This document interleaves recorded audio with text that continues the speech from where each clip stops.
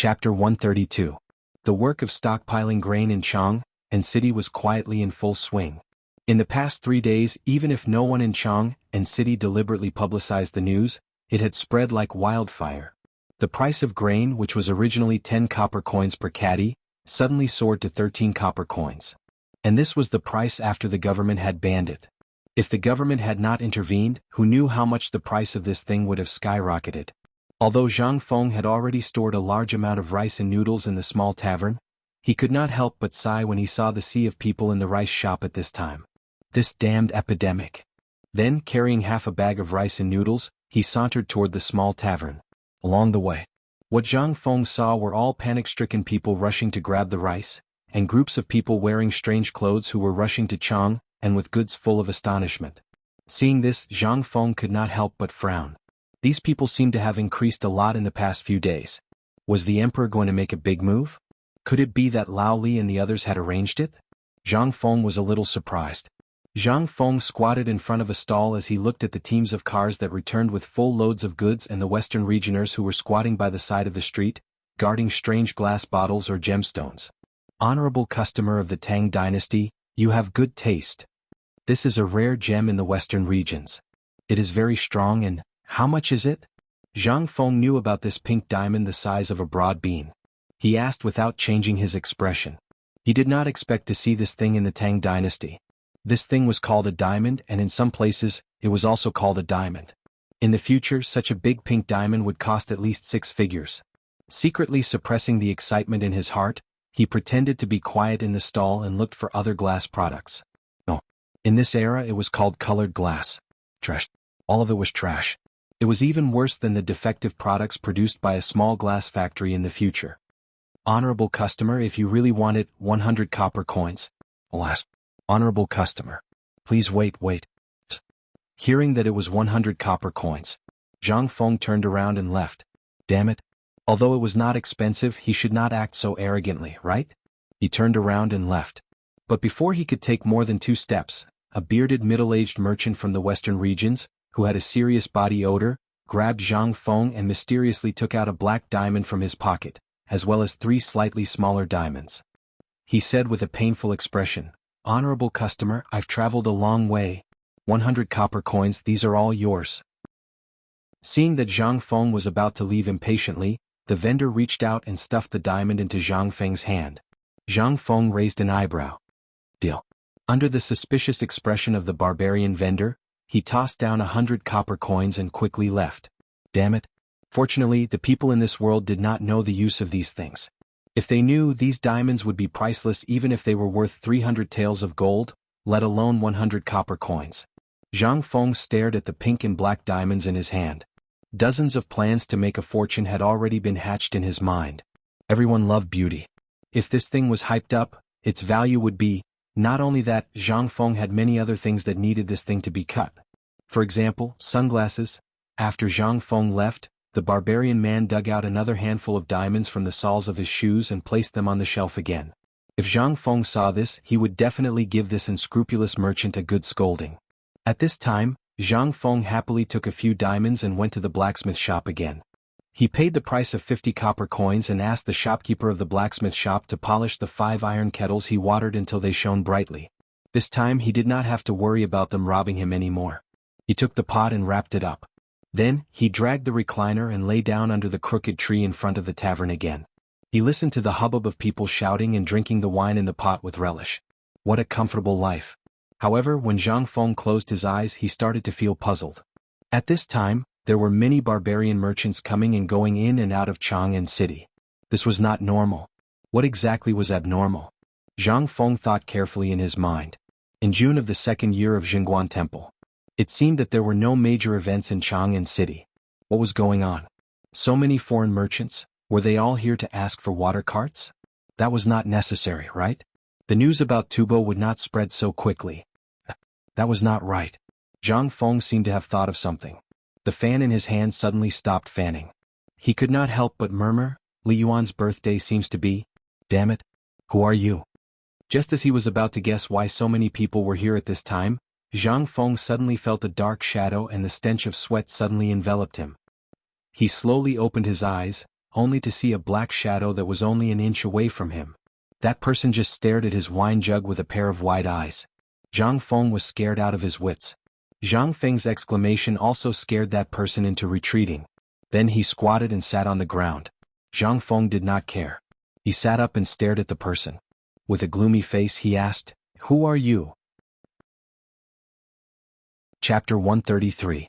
He was standing in front of Zhang Feng. One of them was wearing clothes similar to those of the Tang dynasty, but there were many silver ornaments. His head was wrapped in a large linen cloth, which was decorated with rows of pearls. Humans were so dark and gloomy. He looked about 20 years old. Was a man. Behind the man, there was a similarly tanned woman. She agilely pulled the man up as soon as he fell. Both of them were wearing expensive clothes, compared to the group of sweaty servants behind them. At first, Zhang Feng thought that the person who fell to the ground would curse or something when he got up. But he didn't. After the man fell, he hurriedly got up, looked at Zhang Feng with burning eyes, and gave him a bow that he didn't understand. He said, "Sawadika."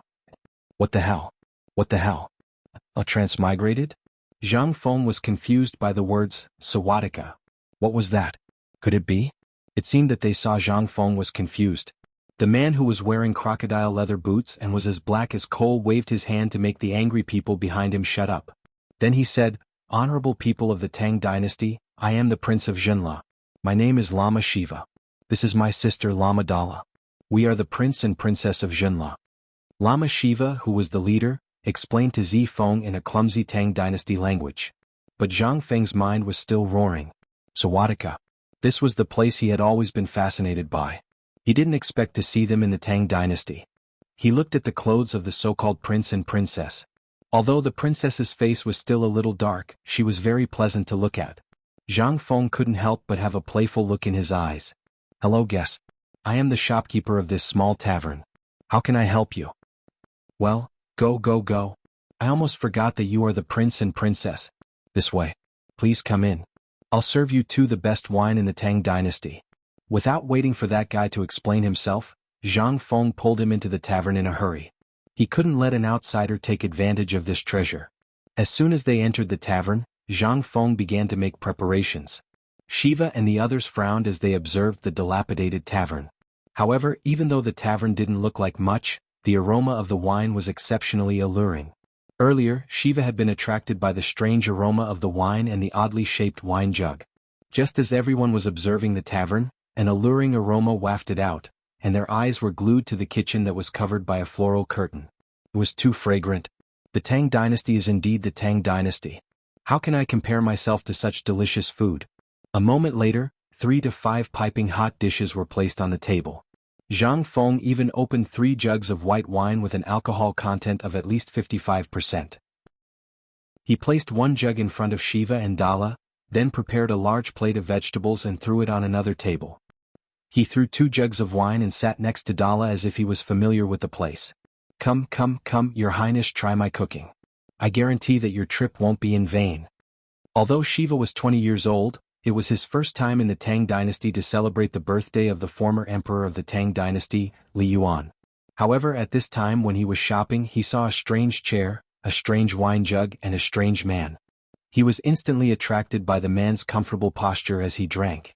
However, he didn't expect that the wine would make him salivate even though he had drunk the wine of the Tang dynasty. That was why he saw the scene just now.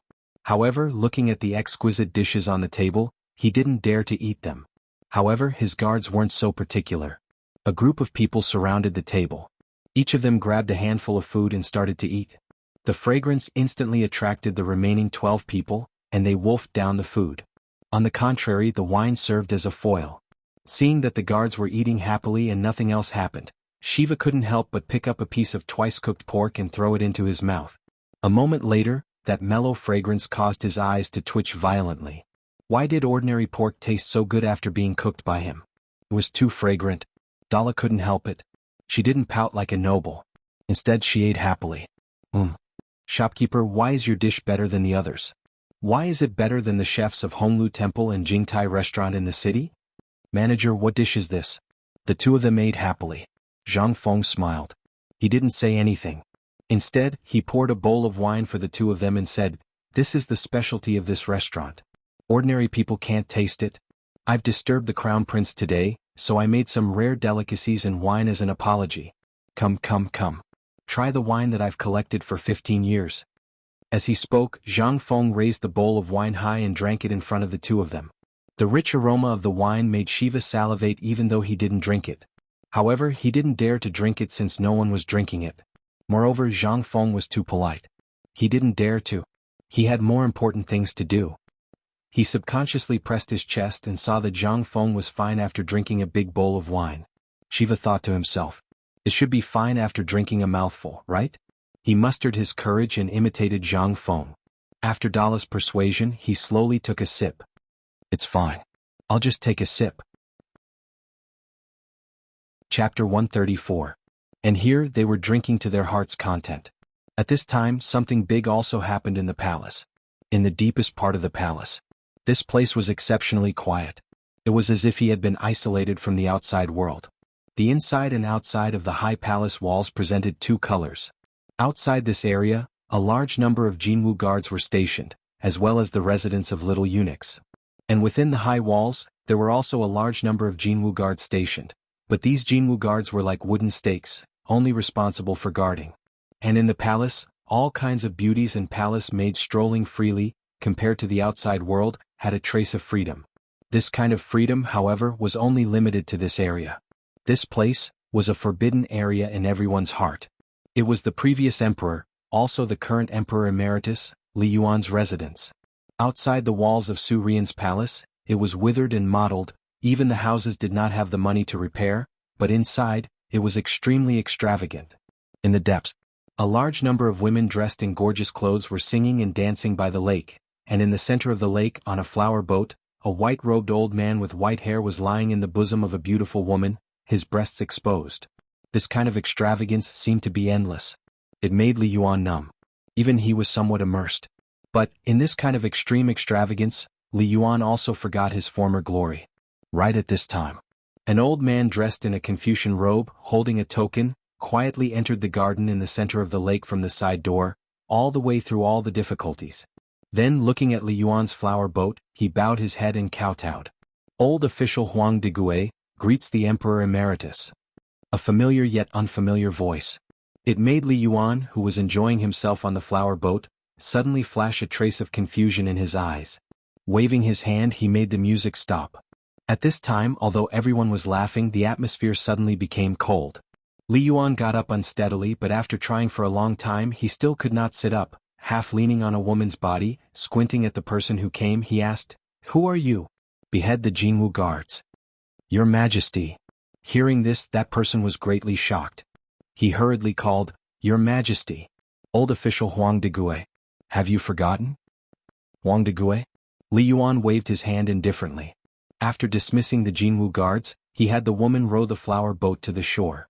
At this time, Li Yuan finally saw clearly the person who came.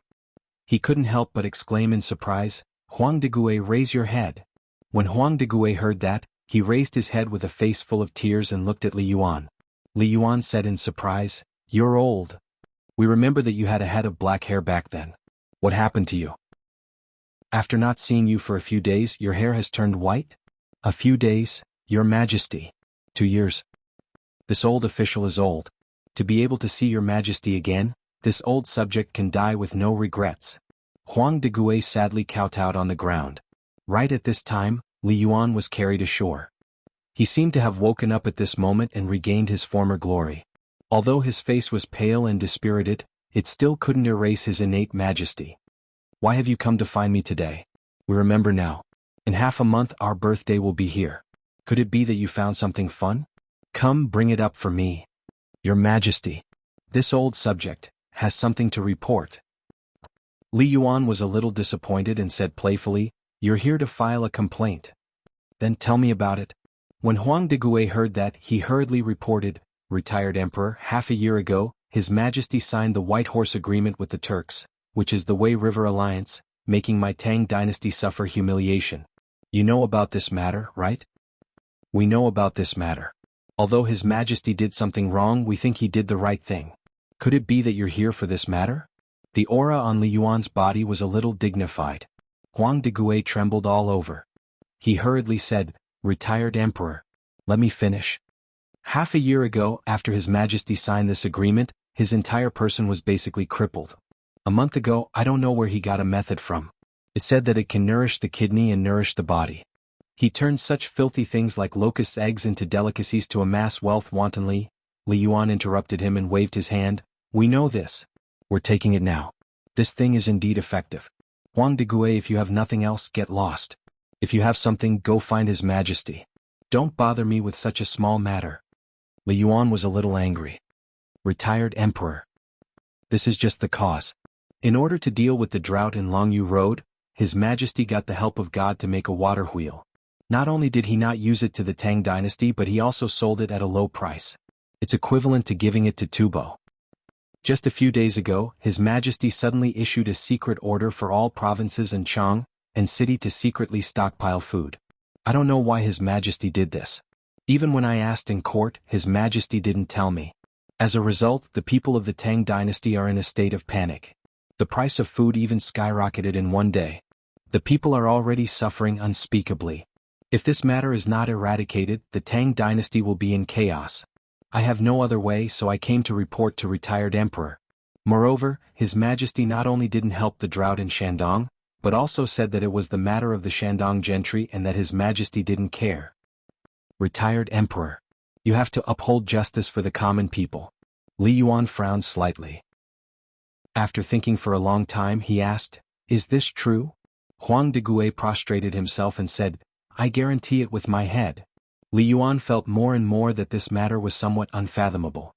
He said with a sleeve, "Help me up. Tell Li Shimin to get over here." Chapter 135. Li Shimin was also in a terrible fix at this time. Originally, everything was going according to plan. But he didn't know what went wrong. He actually chose to let the whole Chang and city know that he was stockpiling grain. Although he had already informed all the major grain merchants about this matter, the news still leaked out. In the bedroom, Li Shimin paced back and forth anxiously. Empress Zhang Sun looked at Li Shimin's worried face. She wanted to say something several times, but in the end she held back. She didn't know how long Li Shimin paced around. Finally, he couldn't help but ask, "Maid Guanyin, do you think I did the right thing?" "Second brother, why do you ask?" Empress Zhang Sun got up, helped Li Shimin sit down and poured him a cup of tea. Li Shimin looked at the tea, but he didn't have the slightest intention to drink it. He sighed and said, "I dare not say whether there will be a plague of locusts next year. I didn't consider this matter carefully." "No." Empress Zhang Sun patted the back of Li Shimin's hand. "Did Zhang Feng say this?" Li Shimin nodded. "Then I think it's true." "Oh." Although this concubine has not taken a step out of the palace, this concubine has seen through second brothers relaxed and strategizing during this period of time, as well as the things you have told me. What Zhang Feng said is indeed the plague of locusts next year. "You knew about it?" Li Shimin was a little surprised. "Yes, you were happy at that time, so I didn't want to make you worry. I thought you knew about it, but I never thought that you had forgotten the deeper meaning of his words for the sake of immediate interest." Li Shimin was shocked. Indeed, he had been so caught up in Zhang Feng's words and was attracted by the beauty in Zhang Feng's words that he forgot about the long-term planning. He had neglected his duty. Although he regretted it now, it was still not too late. "Second brother, I think the current rumors are actually a good thing." "Why do you say that?" "Second brother, do you still remember the news my eldest brother brought back when he went to inquire about the cooperative? Zhang Feng said that we are missing an opportunity, and what he meant was the opportunity of this locust plague. Obviously, his words are very clear. As for this year's locust plague, I've thought about it. Just as he said, if we don't treat it this year, then next year, even the golden immortals won't be able to control it. This year, so many people benefited from the locusts. Next year, even if second brother doesn't mention it, have you thought about the effects? What about the future? This is a long-term plan." Empress Zhang Sun said all that needed to be said in one breath, making Li Shimin's thoughts clearer at this time. Li Shimin could not help but feel a chill in his heart. "Then Guanyin maid, you mean to say that we won't care about what's happening in the market for now?" Empress Zhang Sun shook her head. She sighed and said, "There's still half a month before father's birthday. We'd better think of a way to resolve the conflict between you two. And I have a bold plan for this matter." "What plan?" Li Yuan was a thorn in Li Shimin's heart. It had always been in his heart. He was thinking about how to resolve the conflict between them all the time. However, if the matter of stockpiling grain was spread to the retired emperor's ears, how could it be resolved? On the contrary, it would make the matter even more intense, right?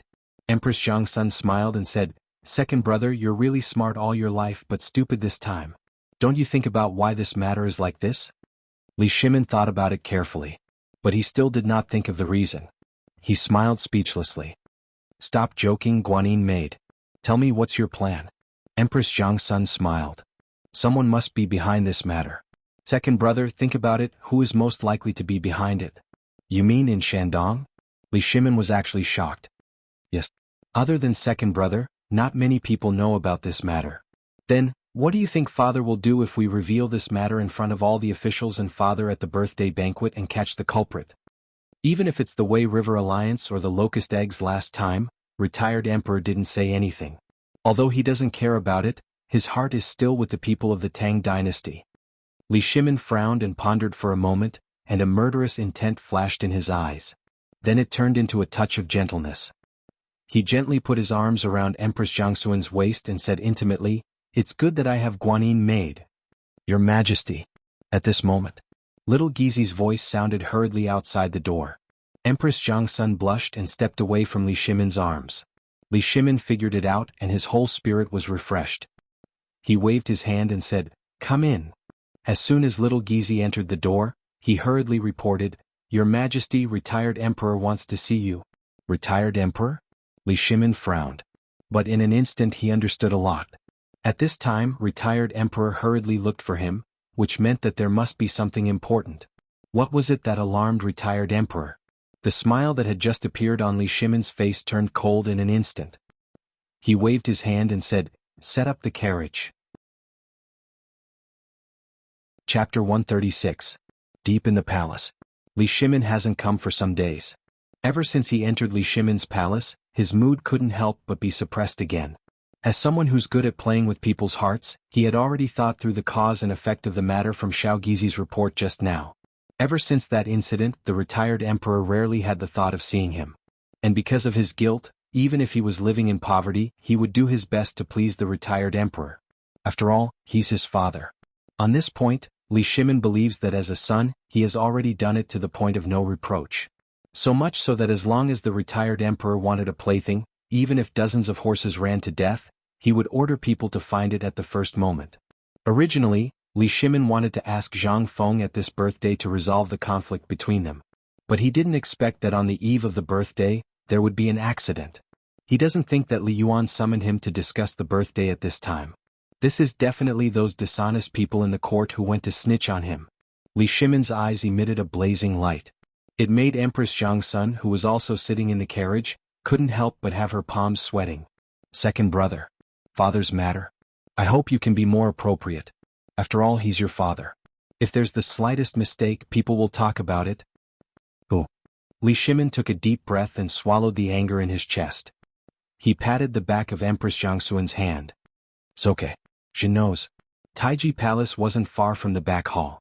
A moment later, Li Shimin's carriage stopped at the back hall between the heavily guarded palace and the Ministry of Internal Servants.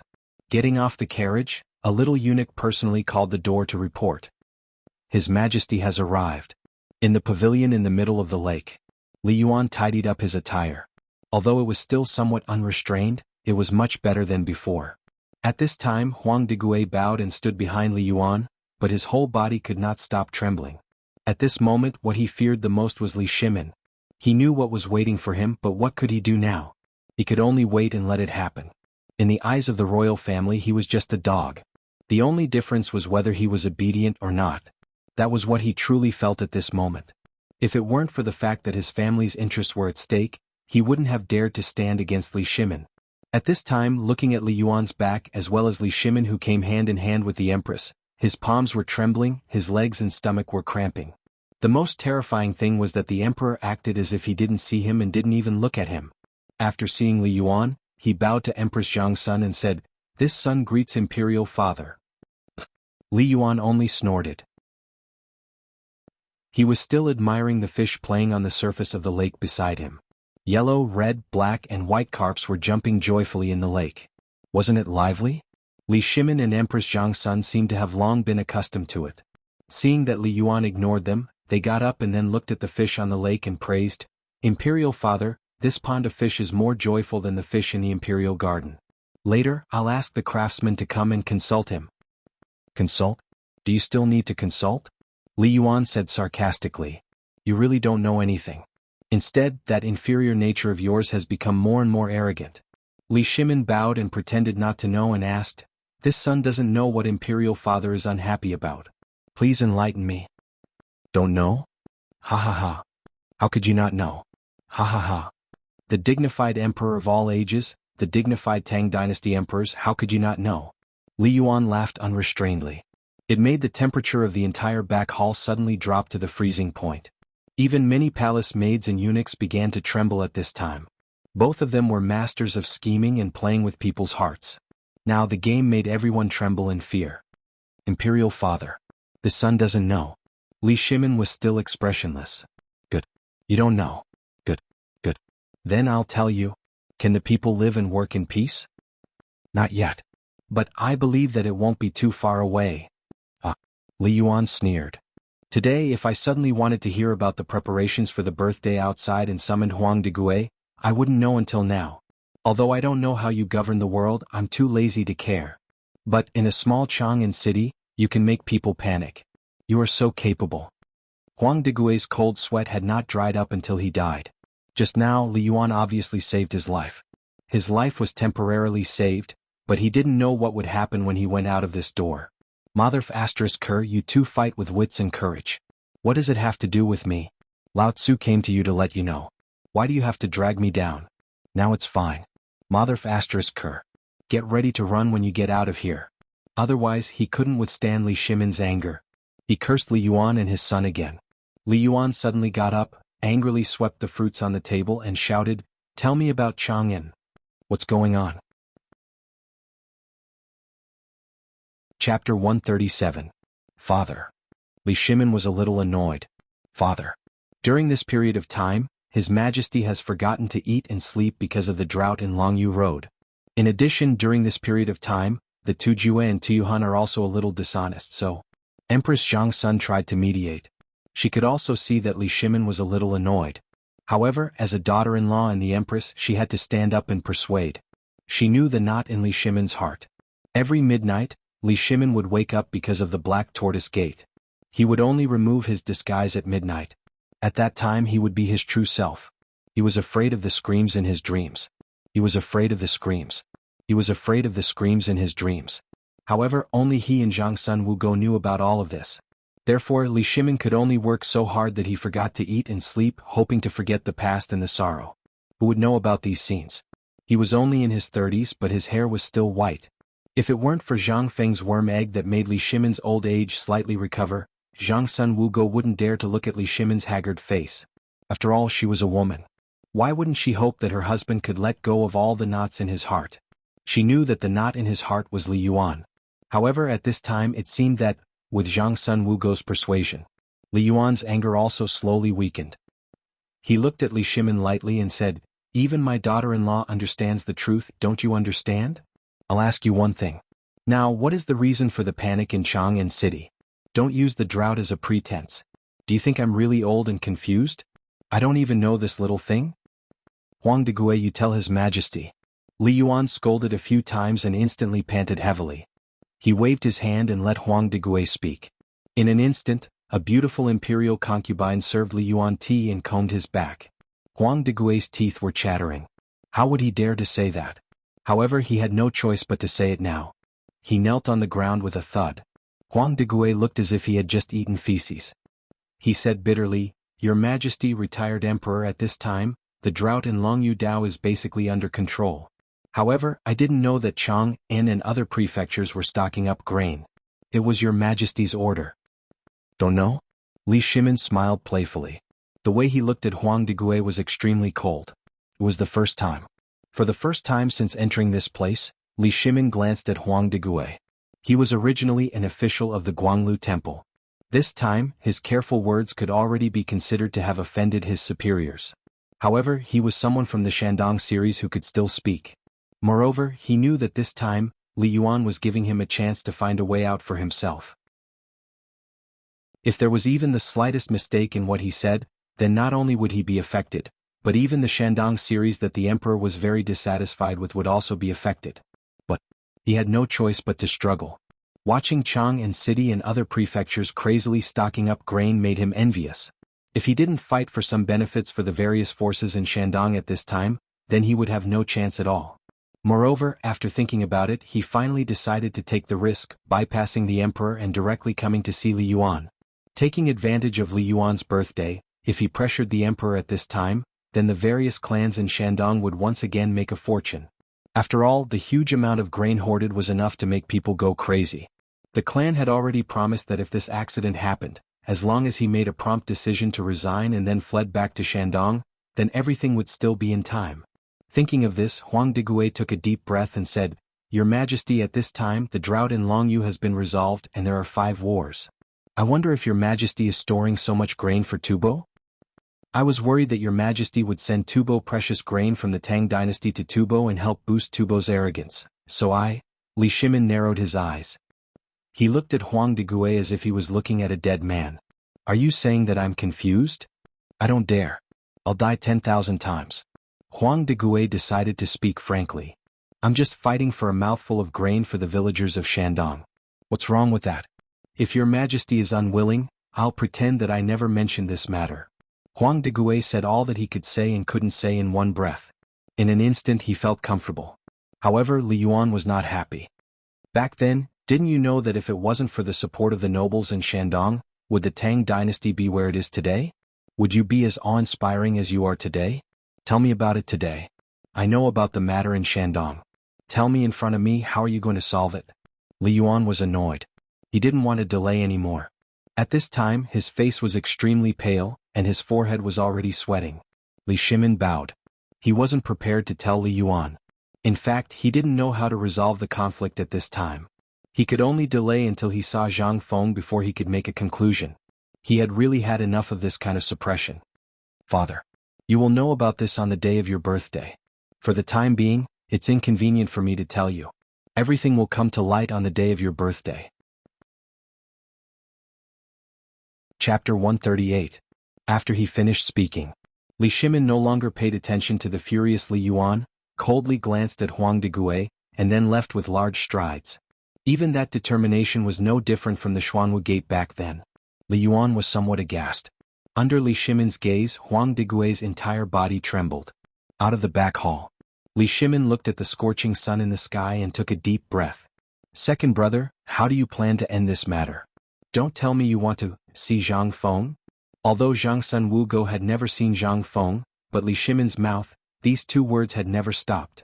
Since half a year ago, Li Shimin would show off in front of Zhang Sun Wugo. And when Empress Zhang Sun Wugo knew that all this was done by that person, she was also surprised. So at this time, after seeing Li Shimin's troubled face, she unconsciously thought of Zhang Feng. The matter between me and father should not be delayed any longer. The birthday is an opportunity, I don't want to waste it, and father's body seems to be unable to withstand the torment. I also want father to secretly think of family. Alas! Li Shimin sighed deeply. Governing the world. He could play with the world and applaud, but there was only this freak Zhang Feng. He could not figure him out, but his intuition told Li Shimin that Zhang Feng was the foundation of his immortal dynasty, although he did not want to admit it. But from every time Zhang Feng's words, that sense of strategy made him incomparably envious. At this time the two had already become friends. And this matter, Li Shimin's intuition told him that no one other than Zhang Feng could solve it. Your Majesty, seeing Li Shimin's burning eyes, Zhang Sun Wugo wanted to say something but hesitated. Why not summon him into the palace? Second brother doesn't lack an imperial censor by his side. Furthermore, I've noticed that even Wei Zheng seems to be praising this kid. This concubine would like to meet him. Li Shimin shook his head. How can I not want to? But he has already become my friend, brother. If I summon him into the palace before he makes a decision, for one, all the officials will not accept it, and with his novel opinions, do you think all the civil officials will tolerate him? Zhang Sun Wugo was silent. Li Shimin was right. This imperial court was a big dye vat, not everyone could participate in it. Once he stepped into this circle, he would be shattered by the impact. Moreover, he was just a small figure without any background. Li Shimin sighed again and got into the carriage. The time is not the time. On the other hand, the matter of Chang and city's grain hoarding did not weaken at all. In a situation where the public did not understand, Zhang Sun Wuji directly said that whoever deliberately inflated the grain price would be beheaded. Whoever spoke nonsense and incited civil unrest would be beheaded. Merchants who dared to hoard grain privately would be beheaded. Those who dared to use power for personal gain would be beheaded. After the 4 orders were issued, the whole of Chang and fell into a state of panic. Zhang Sun Wuji and the others were even busier at this time. On the one hand, it was because of the grain issue which was previously carried out in secret, but now it was an open matter. On the other hand, the progress of the matter was a little stagnant. This worried everyone so much that they almost pulled out all their hair. At this time, our General Qing Yaojin and Zhang Sun Wuji's precious son were on the move. The 2 stubborn experts of Chang and city set out. In an instant, everyone in Chang and city was shocked. What could Qing Chumo and Zhang Sun do? Zhang Sun Wuji was famous for being stubborn. Although Zhang Sun Wuji would give him some face, the 2 of them had formed a clique and pulled out almost half of the stubborn people in Chang and city in an instant. And the initiator of this matter was Wei Zheng. He stood on the gate tower with a smile, looking at Wei Shuyu, who took off the armor of the Jin Wu Guard and said, "Son, now is the time to test you. Now you are no longer the son of Wei Zheng. You are the spear in His Majesty's hand. Go, take your brothers and show His Majesty what you have done." These words instantly made Qing Chumo and Zhang Sun explode. With a roar, they grabbed their weapons and rushed into Chang'an City. Du Ruhui looked at Du Go with worry in his eyes and asked, "Brother Wei, can this method really solve the current chaos in Chang'an City?" Everyone else was the same. They were afraid that their precious son would cause trouble. However, Wei Jing still looked in the direction of the East Market and said, "This is a test. This time, if these bastards can really solve the chaos in Chang and stock up the food smoothly, this will be their invitation to become Zhang Feng's disciple." No one was a fool. They instantly understood the idea of Wei Zheng, the old fox. Even Qing Yaojin had a rare moment of enlightenment at this moment. "Wei Zheng, do you mean that as long as the food chaos in Chang and is solved, my son can go to the tavern? What if the outsiders are criticized because of this?" Wei Zheng was speechless and smiled slightly. "Not only that, it's inconvenient for us old guys to show up. Now it's up to them. After all, the world will belong to the young people in the future. This time, not only will they solve this problem, but they will also deal with the nobles from the foreign countries and make them understand a principle." "What principle?" everyone asked in unison. Wei Zheng's eyes were fierce. He said word by word, "This is the Tang dynasty." Chapter 139. Just as Chang and city was in chaos in a small tavern. It was when Zhang Feng's talk show had just started. The cowardly guards of Jinla, who knew nothing about the power of the fine wine of the Tang dynasty, each drank a jar of 55-proof white wine. At this time, a large number of people had already been drunk. Some were crying and screaming while hugging the table legs, some were giggling, and some were vomiting so much that they even vomited out bile. Now they were all vomiting. However, the Crown Prince was the Crown Prince after all. Although the wine of the Crown Prince and the Princess was only diluted by 20 degrees by Zhang Feng, their faces were still red at this time. Together with their dark faces, they looked like the color of sweet potatoes at this time. The 2 were attracted by Zhang Feng's speech. At this time they no longer cared about their identity.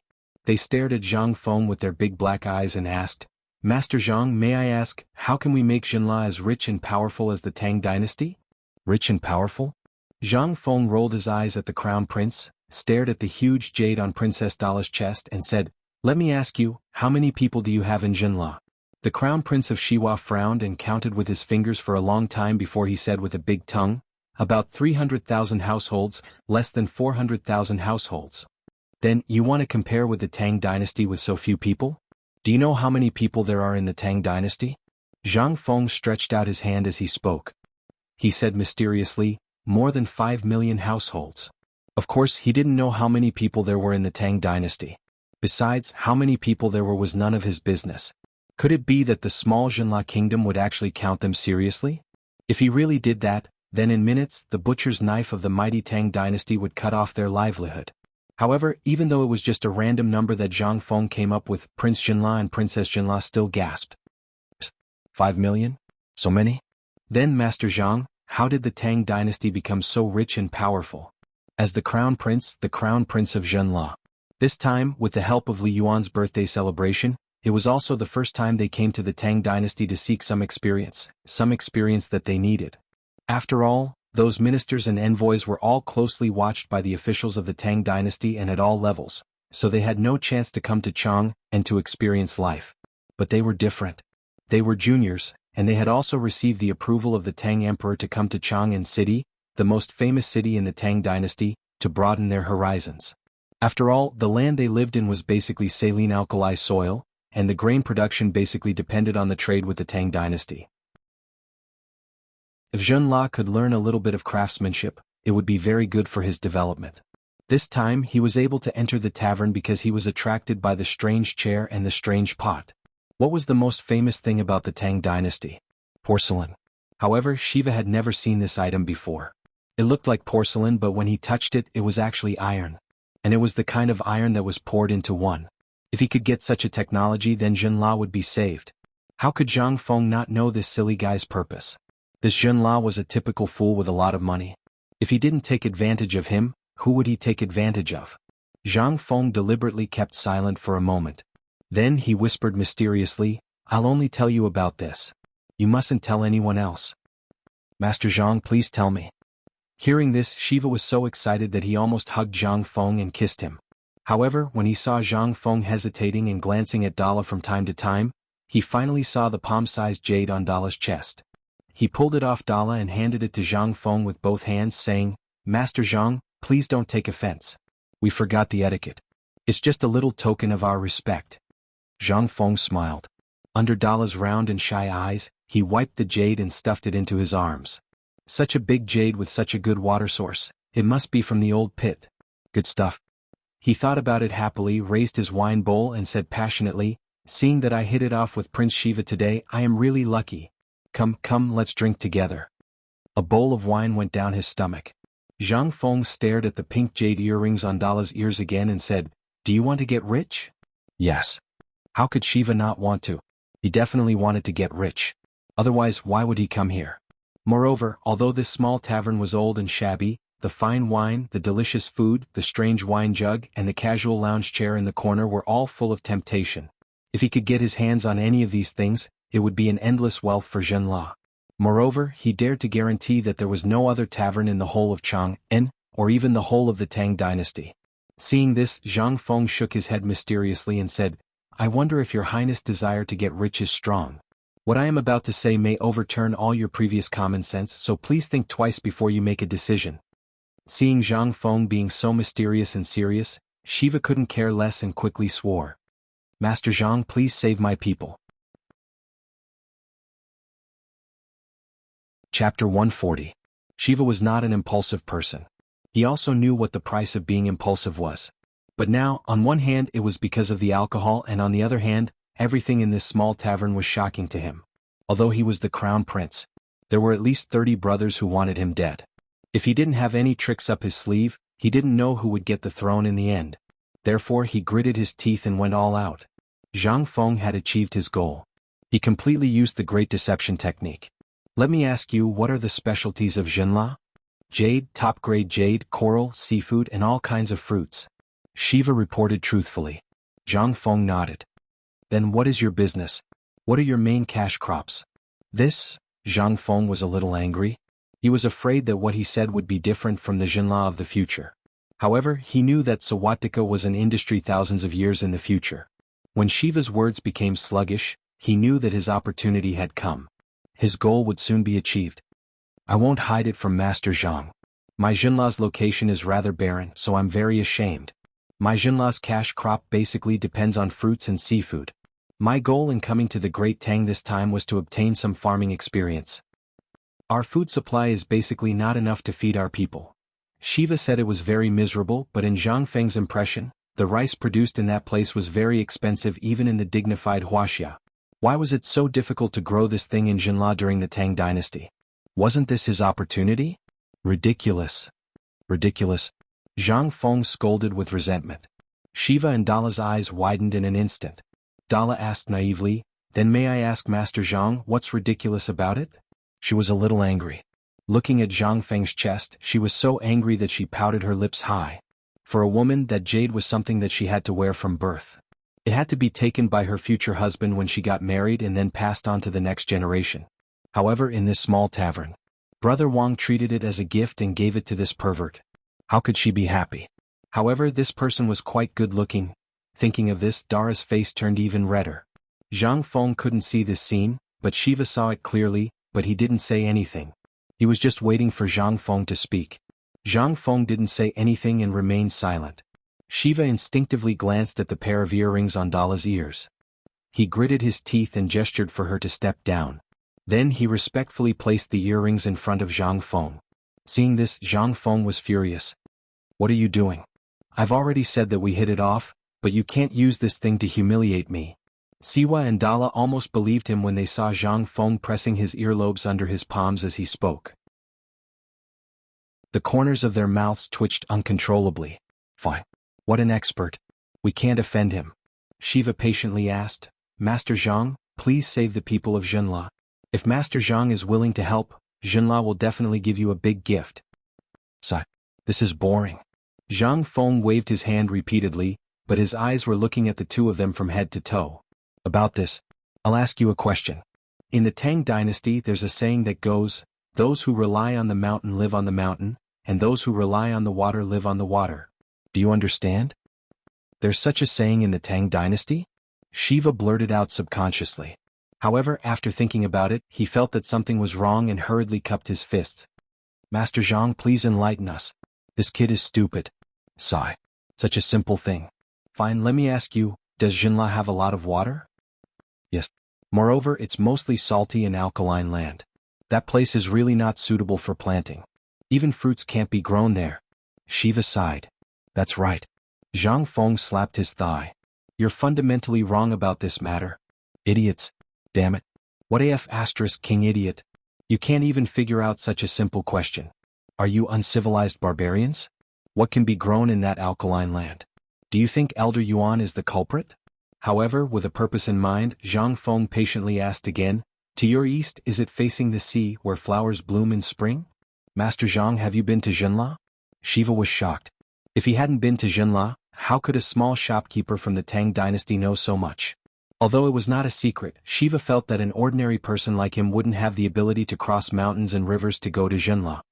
Don't tell me you haven't been to Zhenla. But that's not important. I'm just asking you, right? Yes.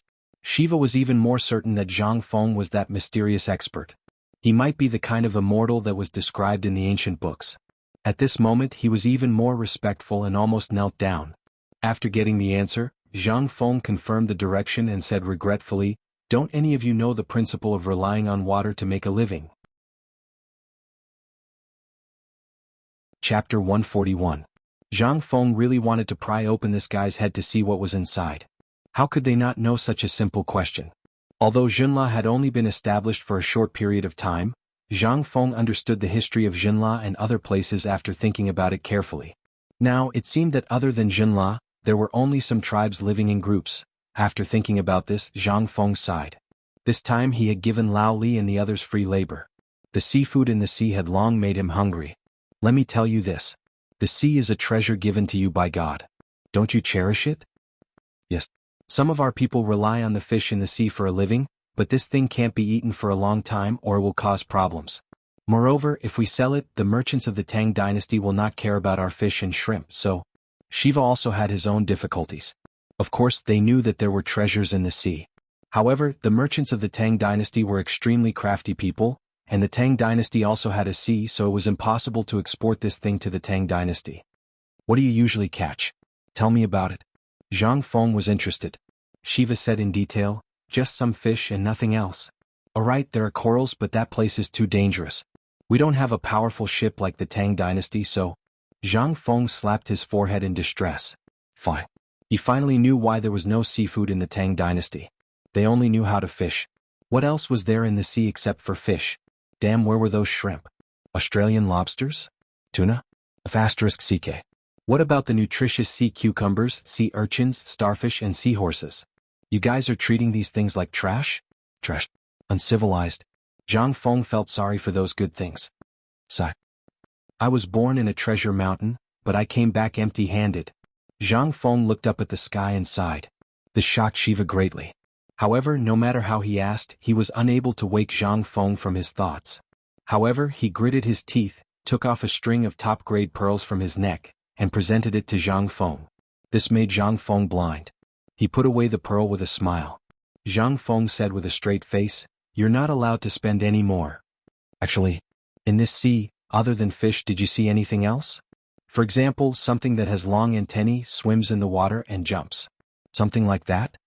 As he spoke, Zhang Feng turned around and took out a brush, ink, paper and inkstone from the counter. He drew the general shape of a shrimp and other marine products. Both of them grew up by the sea.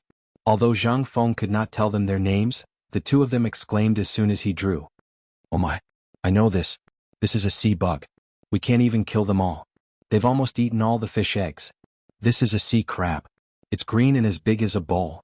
There are too many of them. This one is soft. What's this? This one looks like a worm. This one is soft. I know this tentacle monster. Father and the others call it an 8-legged monster. I heard that fishermen often fall victim to them." Zhang Feng drew one for every one of them. Shiva and Dar could name them. And when they heard it, they realized that these things were rampant. *CK. You treat such good things as dog shit? *CK. What a waste. Zhang Feng said seriously, "These are the real treasures of the sea. And the fish you're talking about are all dregs. Remember, you must keep what I've drawn today a secret. This is something that even the fishermen of the Tang dynasty did not know about. This is the gift of the sea." "But, what's the use of these?" Shiva finally asked the most important question. The key was that there were so many of these things that all of them were angry because they were the goddess of the sea. The crabs were still okay. Some people still ate them. However, there were too many bones. As for the others, they were horrified just by looking at them. Could these be Kuei treasures? Zhang Feng said again, "Believe me, if you give up on farming and devote yourself to the sea, I can guarantee that you will make a fortune in less than a year." "These things are very valuable?" Shiva was shocked. Zhang Feng nodded solemnly. "Businessmen are particular about seizing opportunities and creating hype. If you believe me, I can guarantee that there will be caravans buying these things in less than 3 months. And most importantly, you have to sell these things yourselves. If you can't, who knows what you really have? You're hiding it yourselves and you want the merchants of the Tang dynasty to pay for it? Are you stupid?" Zhang Feng was speechless. In this era, although there were such seafood along the coast of the Tang dynasty, there were not as many as Sawatika. That place was a paradise for seafood.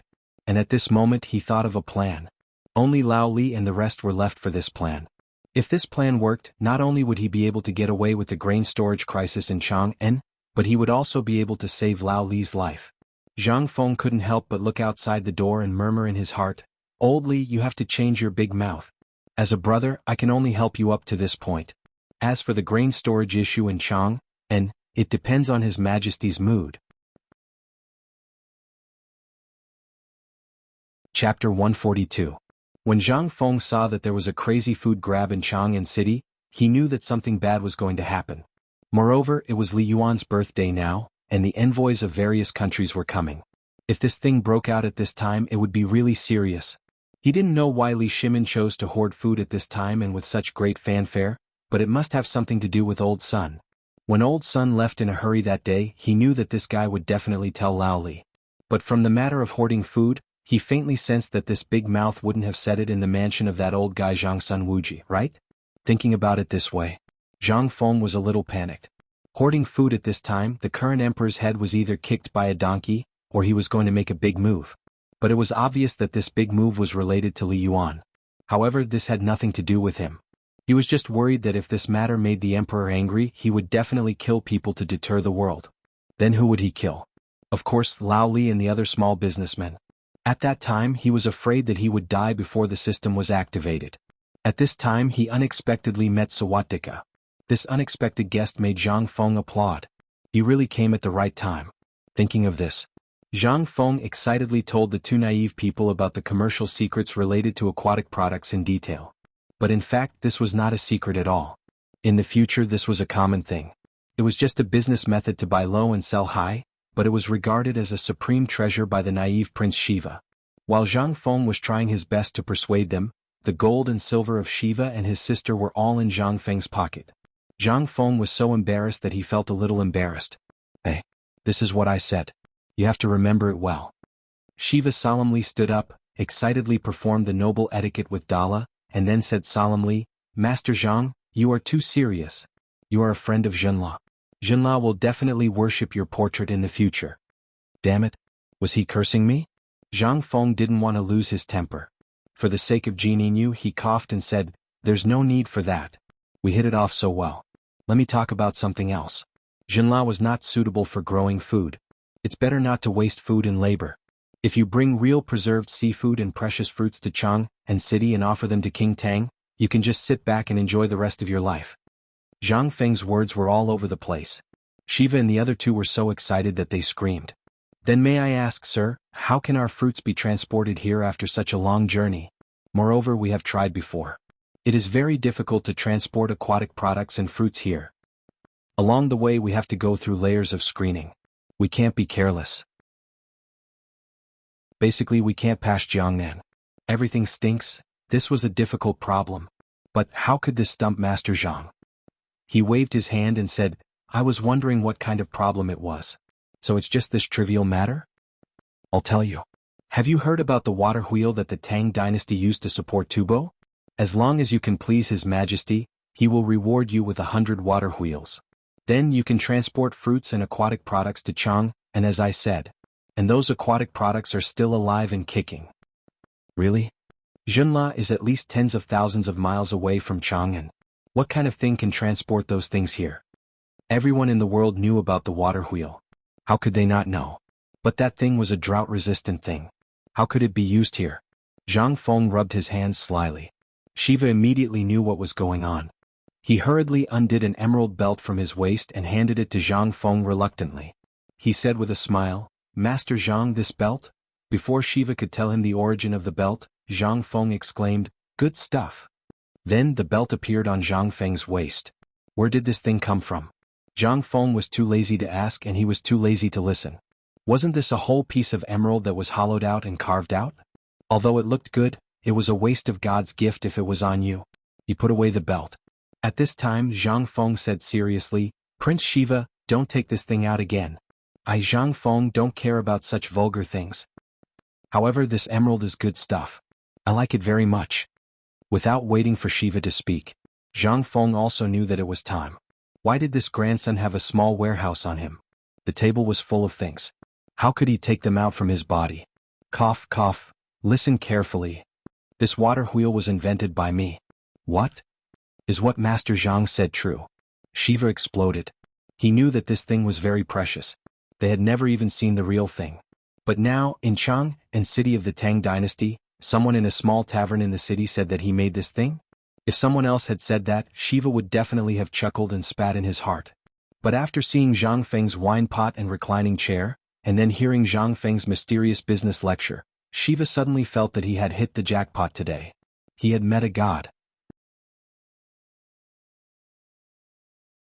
Chapter 143.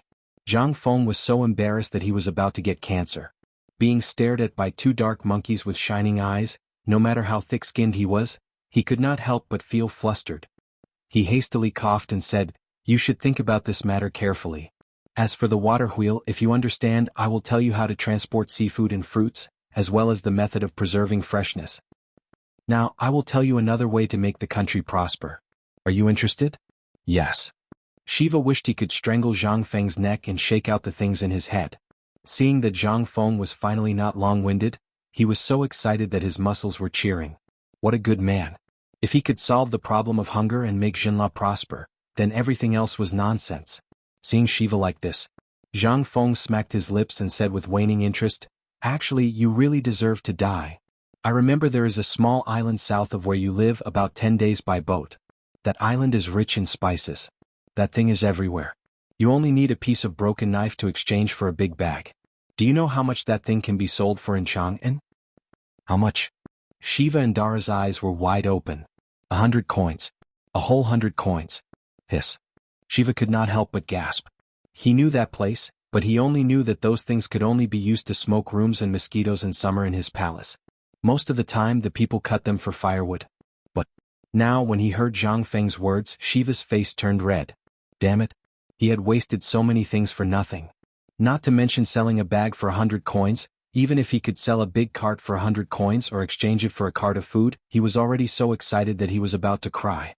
After all, up until now, most people in Jinla were basically hungry and full. Thinking of this, he could not help but want to beat himself to death. Hurriedly grabbing Zhang Feng's hand, Shiva asked excitedly, Master Zhang, may I ask if those things you mentioned are sold in Chang'an? I don't want to wait a moment longer. You should also know the difficulties my people are facing now. In the depths of his emotions, this guy actually acted out a sad scene, wiping his snot and tears on Zhang Feng's sleeve. Zhang Feng hurriedly pushed him away in disgust. He seriously doubted whether this guy had some kind of genes. No. Didn't Sawadi Ka have such fetishes? At the thought of this, Zhang Feng's entire body was covered in goosebumps. Okay. Stop crying, you're a man. Come. Since this old man has said it, the spit of a man of the great Tang is a nail in his mouth. As long as you shut your mouth, this old man will tell you right now. Zhang Feng was so embarrassed that he had cancer of embarrassment. It was fine if he didn't think about his past life, but when he thought about it, Zhang Feng instantly exploded. He hurriedly shook off Shiva and hid on Dala's bench, seeking comfort.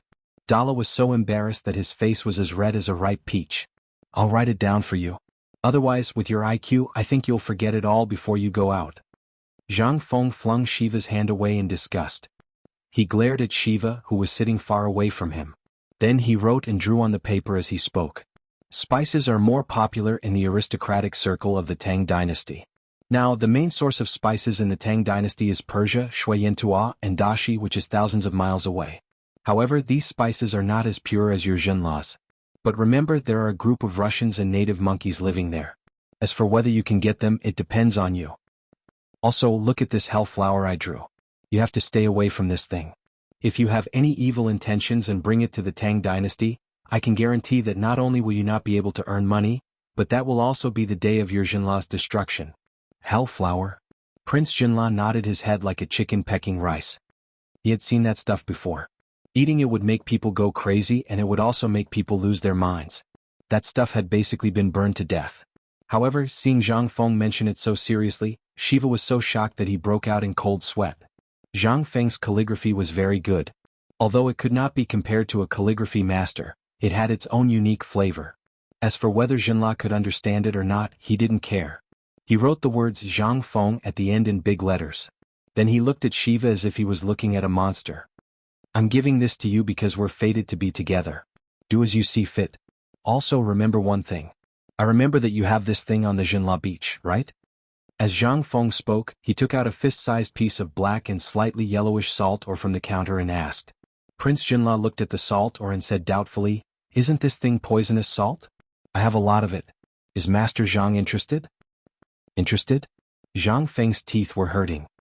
He bared his white teeth and asked, I can eat as much as you have. Chapter 144. Siwa and Dala looked at each other. They looked at Zhang Feng as if they were looking at a monster. This thing had troubled them for generations. Because of this thing they could not grow food. Many things could not be grown. Moreover, there were so many of these things that it made one's hair stand on end. They could not eat it. Not to mention that not a single blade of grass grew nearby, even animals did not dare to come close. But now, this mysterious Master Zhang actually wanted it? That's really too good. Deal? It was rare for Siwa to not be shy. He grabbed Zhang Feng's hand, scaring Zhang Feng so much that he bounced up reflexively and almost jumped into Dala's arms. Don't. It's improper for men to touch each other. Please respect yourself. I'm a very self-disciplined person. Zhang Feng waved his hand repeatedly. Then he glanced at Dala, coughed and sat still. He regained the demeanor of an expert and said, I want to ask, do you have a lot of these things there? Siwa sighed. Master Zhang, are you testing my sincerity? I know that Master Zhang must have been to Jinla. Otherwise, it would be impossible for you to know so much about Jinla. Don't you know that there is at least an area of a city in the south of Jinla with this thing? Every year we spend a lot of manpower and financial resources to manage this thing, but this thing is like the stones in the ground. There are so many of them that it makes one's hair stand on end. This is the main reason why our people can't fill their stomachs. I didn't expect Master Zhang to like this thing too. If that's the case, I'll make the decision and give it to Master Zhang. But my country's strength is limited, and this thing is rich in poison. So, if you want it, you can dig it up yourself. No matter how much you want, Xinla will open the door and give it to you. He was not stupid. As the prince of a country, he had seen Zhang Feng's magical ability. If he still did not know that Zhang Feng was after their thing, then he would really be a pig. Zhang Feng's head was a little twisted. He thought that this guy was easy to fool, but he did not expect that he would be led into a ditch. Could he go to Xinla? Could he go? He couldn't go. If he did, it would no longer be a treasure. It was quite simple to refine this thing. As long as his people dared to go, the art of making salt would definitely be leaked in less than half a year. Zhang Feng's mouth twitched.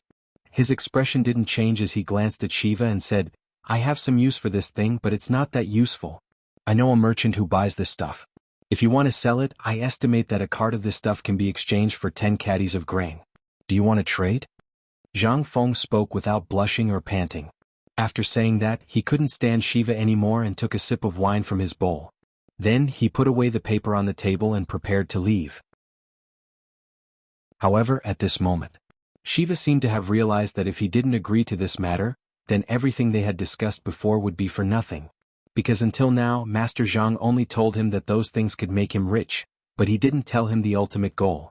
He also knew that this poisonous salt seemed to be an additional condition. Although he didn't know what Zhang Feng wanted this thing for, he didn't ask. A cart of trash could be exchanged for 10 caddies of grain. That was just a saying. 100 carts could be exchanged. Heavens! Thinking of the countless poisonous salts, his eyes burned with passion. He gritted his teeth and pressed down on the corner of the letter, saying, Master Zhang, let's talk things over. If you want me to give you a few carts of this thing, it's not a problem. It's not about the grain or not. If you really want to do business with this thing, then I'll be serious. A cart of 10 caddies of grain, I'll take it seriously? Zhang Feng smiled and sat down again. He patted Shiva's shoulder that was full of dust and said, That's right. This thing is actually not worth much. I'm just testing you to see if you have the sincerity to do business with Xinla. I can guarantee that the people I know are powerful enough to take all of the things I mentioned before. But as for everything else, you'll have to discuss it yourselves. I just saw you because of fate. As he spoke, he removed Shiva's hand and crumpled the paper into a ball under Shiva's and Dala's fierce gazes. Dala didn't care about anything else. Although he was blushing, the beauty hidden under his dark skin made him look a little more pleasing to the eye. Otherwise, Zhang Feng wouldn't have been so unscrupulous. Master Zhang, my brother and I came to Chang, and to solve the grain problem of Xinla. Today we saw so much grain in Chang and city and heard that His Majesty the Tang Emperor is stockpiling grain. Therefore we have to discuss this matter seriously. We will tell my father everything that happened today. This matter must be approved by him personally. You should discuss this matter as soon as possible. After all, I've only met that businessman twice.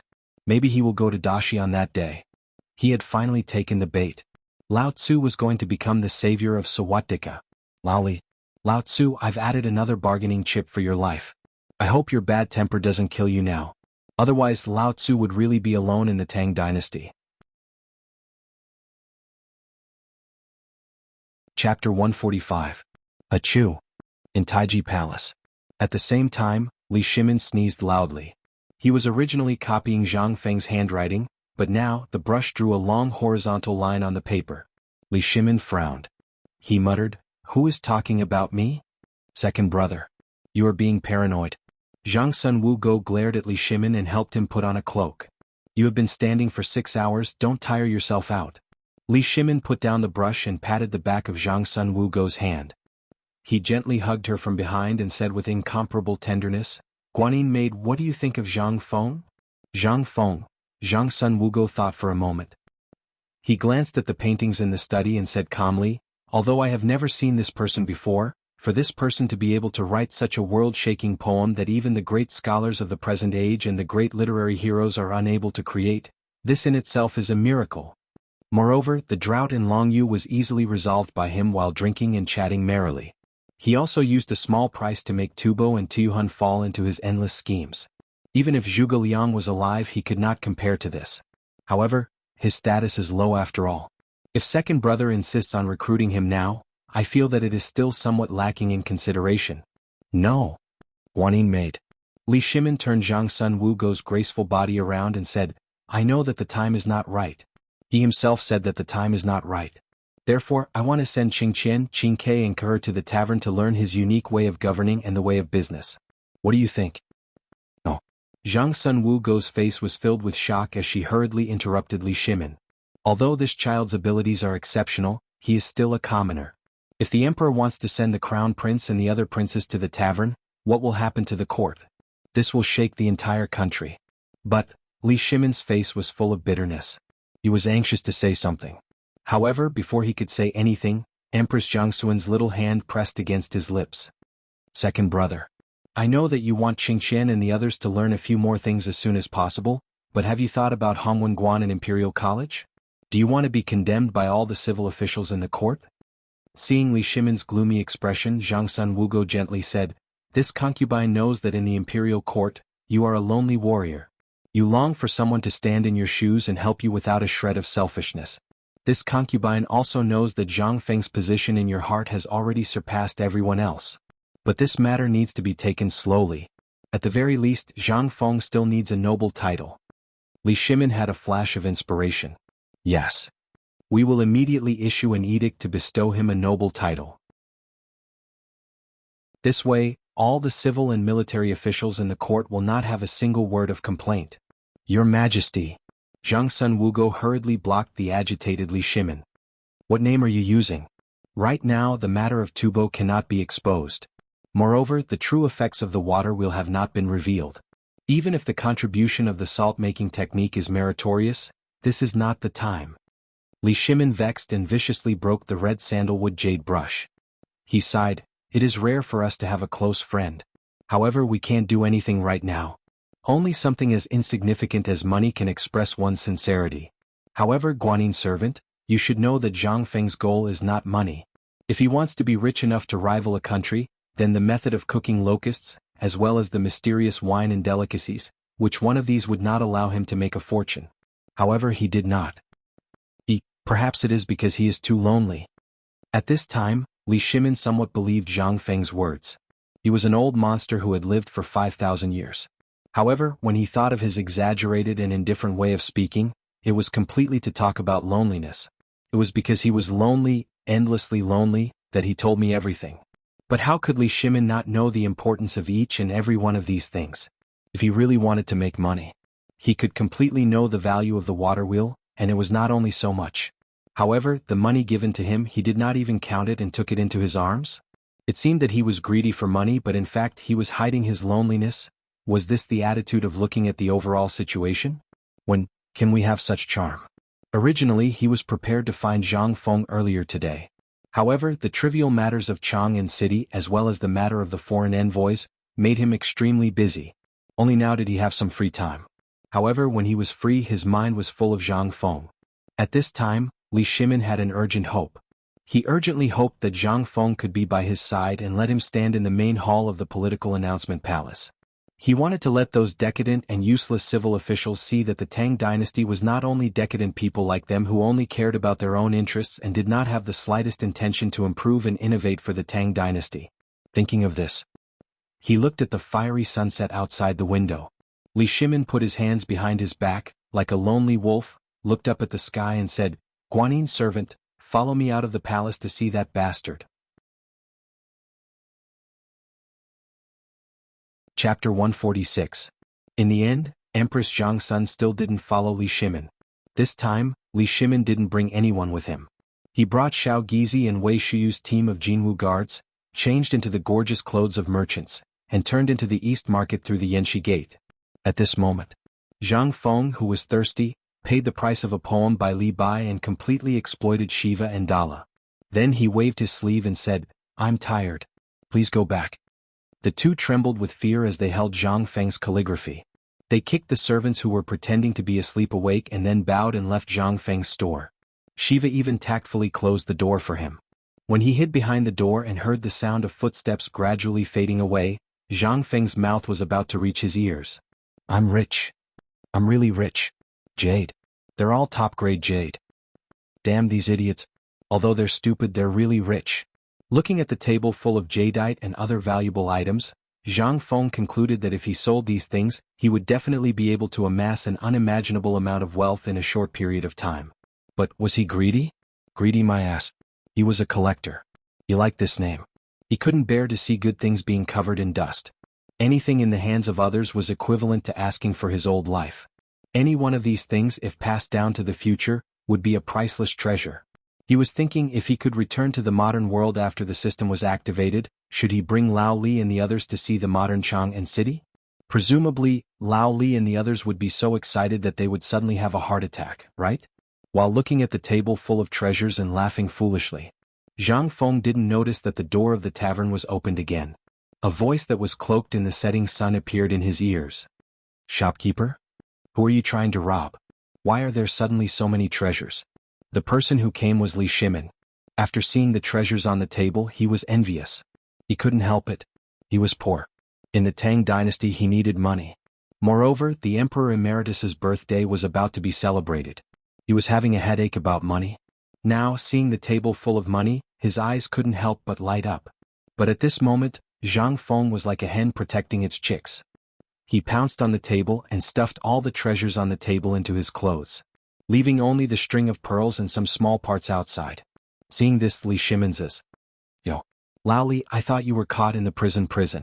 Zhang Feng laughed and threw all the treasures on the floor inside the counter as if they were rubbish.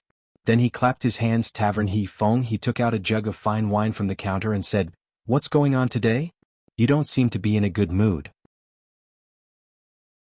Ignoring Zhang Feng's jesting, Li Shimin looked at Zhang Feng with interest, looking him up and down. Zhang Feng was a little angry. He had just experienced Sawadika. There were still many shadows in his heart. He didn't expect that before he could recover, he would be stared at by Lao Li again. It would be strange if he didn't explode. Ahem. Zhang Feng coughed. Li Shimin retracted his gaze playfully. Looking at a dropped earring on the table, he teased, "So you brat, you robbed Yen Lai restaurant? Get lost." Zhang Feng, who was embarrassed into anger, shamelessly put the earring in his pocket and said, "If I had that ability, I wouldn't have opened a small tavern. By the way, why are you here? Where are they?" Seeing that Zhang Feng didn't say anything, Li Shimin didn't bother to ask. "They're all busy stocking up grain now. They're very busy during this period of time." Zhang Feng was puzzled. "Then why are you so free? You still have the leisure to come here? Tell me, did you get into trouble? Waiting for me to bail them out?" He didn't believe Li Shimin's words when he was eating. But Li Shimin didn't intend to say anything about this. This matter did go wrong, but fortunately Lord Zhang's son will take care of everything. We're fine for the time being. We're fine. That's good. Lao Li, you have a good life. Now that you've met me, you see everything is going smoothly. Li Shimin rolled his eyes at Zhang Feng. Don't be confused. Seriously, do these things belong to those Jinla messengers? Don't say no. This jade is a special product of Jinla. It's precious.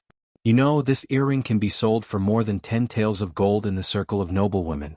With Li Shimin's sharp eyes, how could he not know who the people who just went out were? But looking at their clothes, other than the clothes, the rest of the ornaments were all gone. Even Prince Jinla's belt and Princess Jinla's head ornament were gone. What could this mean? This guy must have cheated them badly.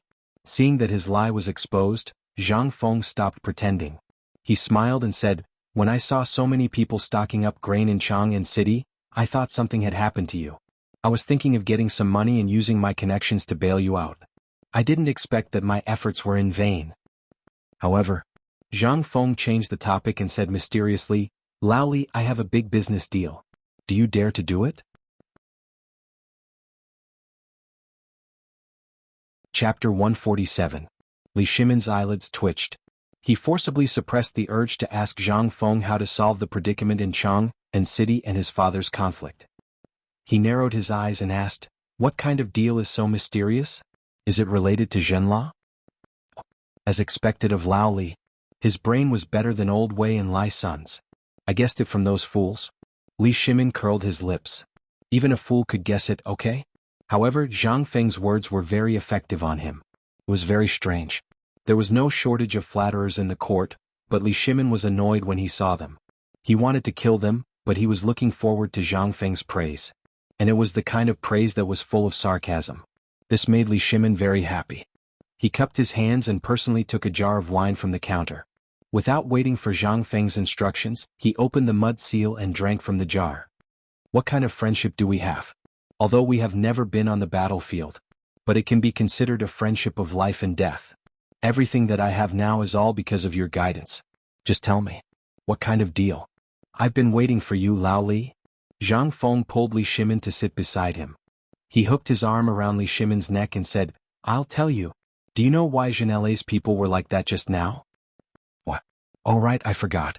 How did you manage to trick them into giving you something so precious? Trick. Zhang Feng glanced at Li Shimin and immediately showed a look of disdain.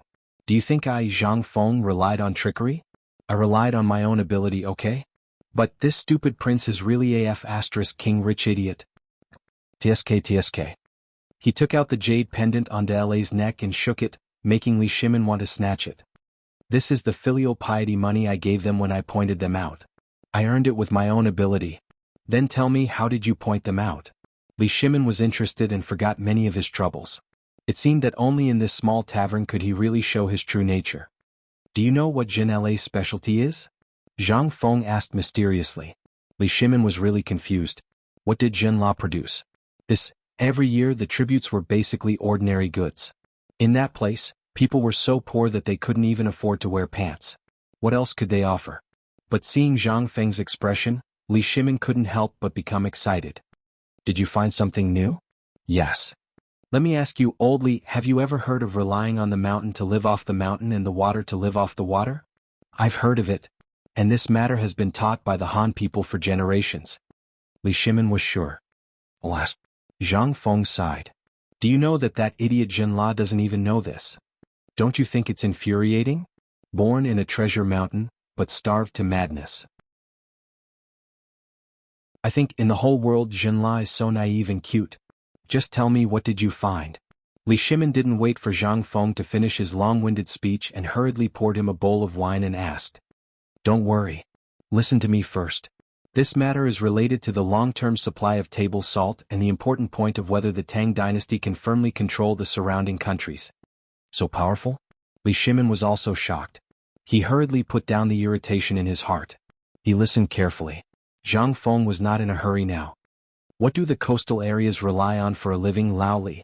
Fishing. The coastal areas of the Tang dynasty rely on fish for a living. Isn't Jinla doing the same? Zhang Feng shook his head and asked again, then what do they catch? Fish, just fish. Is there anything delicious in the sea? No way. Zhang Feng wanted to vomit blood. The sea. The coastal areas. What kind of place was that? That was a treasure bowl. Let me tell you, the most worthless thing in the sea is fish. Do you think those skinny, salty fish taste good? Li Shimin shrugged and sighed. You may not know. Sea fish are basically an important way to extract salt from the sea. The inland relies on this salt to survive. What do you think these sea fish mean? Wrong? Zhang Feng looked at Li Shimin as if looking at a fool and said, I really doubt you. Are you a businessman? Can't you think this way? Let me tell you, the most worthless thing in the sea is fish. And those things that you think are the most unsightly are the real good things. While talking, Zhang Feng took out a piece of paper again. He seriously drew the shape of a sea cucumber on the paper and said, This thing is called sea cucumber ginseng. You know it, right? I know this. But what does it have to do with this? Is this sea cucumber also a tonic? Zhang Feng exploded. It's more than a tonic. This thing is a great tonic. Do you know? If you eat too much of this thing, it can replenish qi in blood and also nourish the kidney. Let's not talk about other benefits for the time being. Look at this. While talking, he drew lobsters again, especially Australian lobsters, seahorses, starfish, and so on. These are all tonics. When some things are combined with each other, it will be a medicinal herb. Extremely precious medicinal herbs. And this shell, this thing, grind it into powder, add some medicinal herbs and add some pearls. It's a supreme treasure for women to beautify and whiten their skin. Zhang Feng's saliva flew everywhere as he talked. In the end, he tinkered with a set of things for the beauty and skin care of later generations. And Li Shimin's whole body froze. Chapter 148. If it was before, Li Shimin would definitely think that Zhang Feng was talking nonsense after drinking. He would naturally take it as a joke. However, this was Zhang Feng who had once saved him. How could his words be false? However, thinking about it, Li Shimin felt particularly awkward. Such a good thing, how could he not recognize it in front of him? How could he not feel uncomfortable? Moreover, Zhang Feng had just said that there was a treasure mountain in Jinla. Wouldn't Li Shimin be the same? Li Shimon's face was about to turn green. He stared and asked, "Then do you mean that there are treasures everywhere by the sea? Are you questioning the current emperor's blindness?" "No. No, no, no. You don't dare to say that." Zhang Feng hurriedly stuffed Li Shimon's mouth with a fried yellow crab. If someone were to hear this, they would be dug out of their graves and whipped their corpses. Although Zhang Feng had no relatives in this world, he was afraid. In this feudal society he did not dare to be careless. "Laoli, I say you're stubborn. If you continue to talk about the state affairs and the current emperor so foolishly, our fate will end here." "Who is that?" "That's the current emperor. The good emperor who almost knelt down to the people for the sake of the people. Take a lantern and look for him. Look through the history books and see which emperor is better than the current emperor." Zhang Feng's method of giving a piece of meat with a stick made Li Shimon extremely uncomfortable, but he also enjoyed such treatment. He did not know if he was cheap or not. But at this time it was no longer important. He was short of money. Now, as long as he heard that he could make money, he would want to take it as if he was crazy. Moreover, Zhang Feng said it in such a mysterious and dignified manner. Could it be that this little Zhenla is so important? "What you just said, I believe there are also some in the waters of the Tang dynasty, right? Why should Zhenla benefit while the people of the Tang dynasty suffer?" "Before you do. Don't they always say that they want to stimulate the economy and set up cooperatives?" "Why is that?" "I said you're stupid. You're still a god, you're really stupid." Zhang Feng was filled with disdain. "Let me ask you, this ocean is only so big, but how many people did the Tang dynasty have? If it was prosperous, the Tang dynasty would have to rely on the sea for the rest of its life. What about the next generation? The next generation, they ate up everything in the sea. What are you eating now? Are you stupid? Even rabbits don't eat the grass near their burrows. Why do you always want to eat all the grass around your nest? Wait for the hunters to come and become a delicacy?" Li Shimon was once met with a supercilious look. But this time, Li Shimon was not angry. Instead, he was incomparably shocked. Zhang Feng was very direct. They had enough to eat for the rest of their lives, but what could they leave for their descendants? Just leave behind a mess? How could they be immortalized? They would go down in infamy for 10,000 years. Li Shimon could not help but break out in a cold sweat. His forehead was full of sweat. Priceless advice. Li Shimon smiled bitterly. "I've read poetry and books, but I've forgotten such an obvious truth." As he spoke, Li Shimon stood up solemnly and bowed to Zhang Feng. And Zhang Feng accepted it happily. Li Shimon could understand this truth and he was very satisfied. At the very least, if there were more such merchants, the Tang dynasty would not only last for 300 years. And there would be a lot more legacies that could be left behind. This was what Zhang Feng was most satisfied with. He was not satisfied. When the time came, he would buy Australian sponges from abroad for a few hundred yuan per caddy. This thing was not valuable, but he could only watch it be cheated. Why? Because it was extinct. Because of those idiots in history, it was extinct. The future generations wanted to eat it. Sure. Please go abroad and buy it for tens or hundreds of times the price. If Zhang Feng's plan was implemented with Lao Li, Zhang Feng could foresee that in the future the whole world would be bought by the Tang dynasty and the people of Huaxia. After it was all bought, sorry, but do you want to eat it? Come, come, come. Lao Tzu could sell as much as he wanted. You don't want to buy it? Get lost. That was heroism. Huaxia lacked such heroism. That heroism was originally there, but it was obliterated by the extension of history. Zhang Feng's appearance was to prevent Huaxia from suffering any humiliation in the future, although he did not have any illusions. But the moment he transmigrated to the Tang dynasty, he had such a dream. Since he was here, the most prosperous Tang dynasty in history.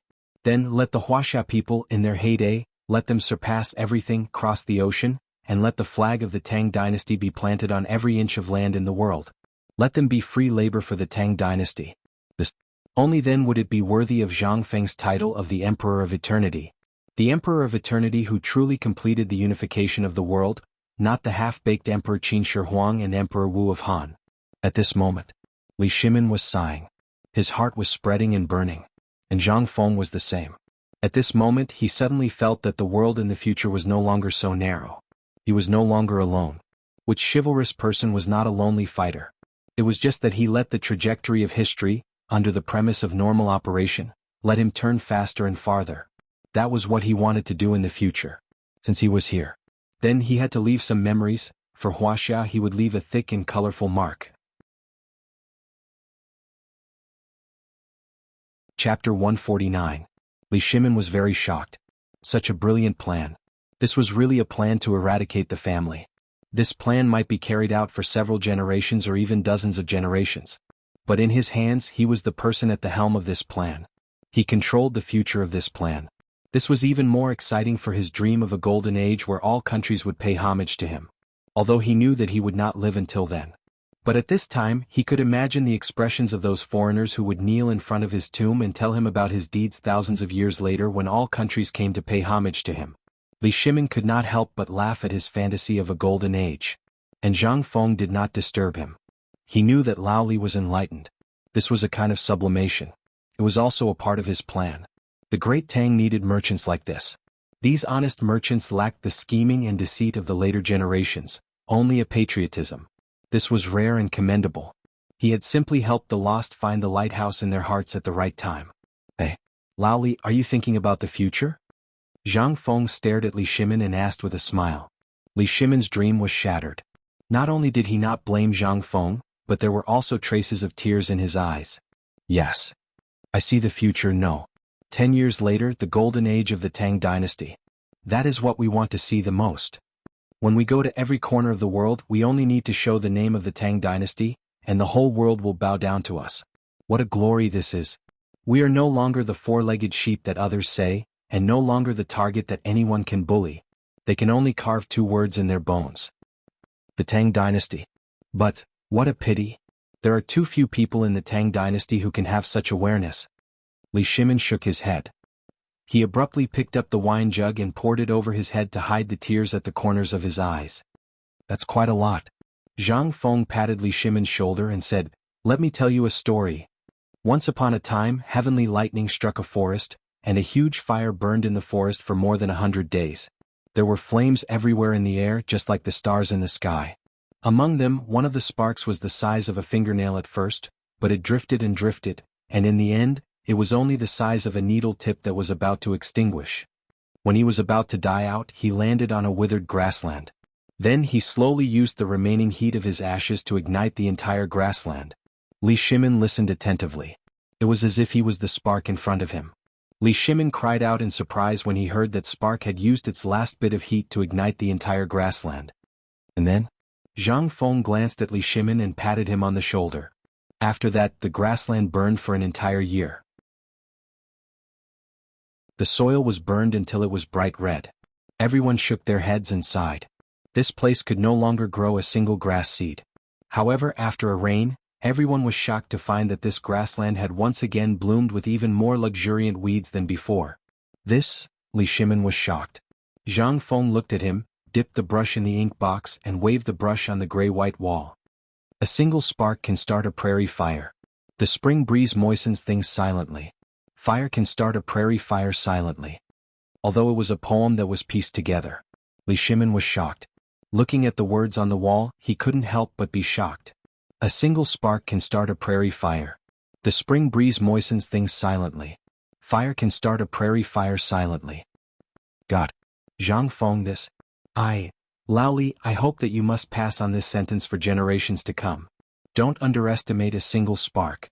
Its momentum of starting a prairie fire is unstoppable. No force can stop it. However, it is a catalyst that burns rotten traditions, breaks and establishes and moves forward. Li Shimin choked. The spark. Right now, what his imperial court needed the most was a spark of fire. Everyone was adhering to the rules. How could they let the cavalry of the Tang dynasty take another step forward? Although there was a powerful strategy and an unprecedented planning ability, no one carried it out.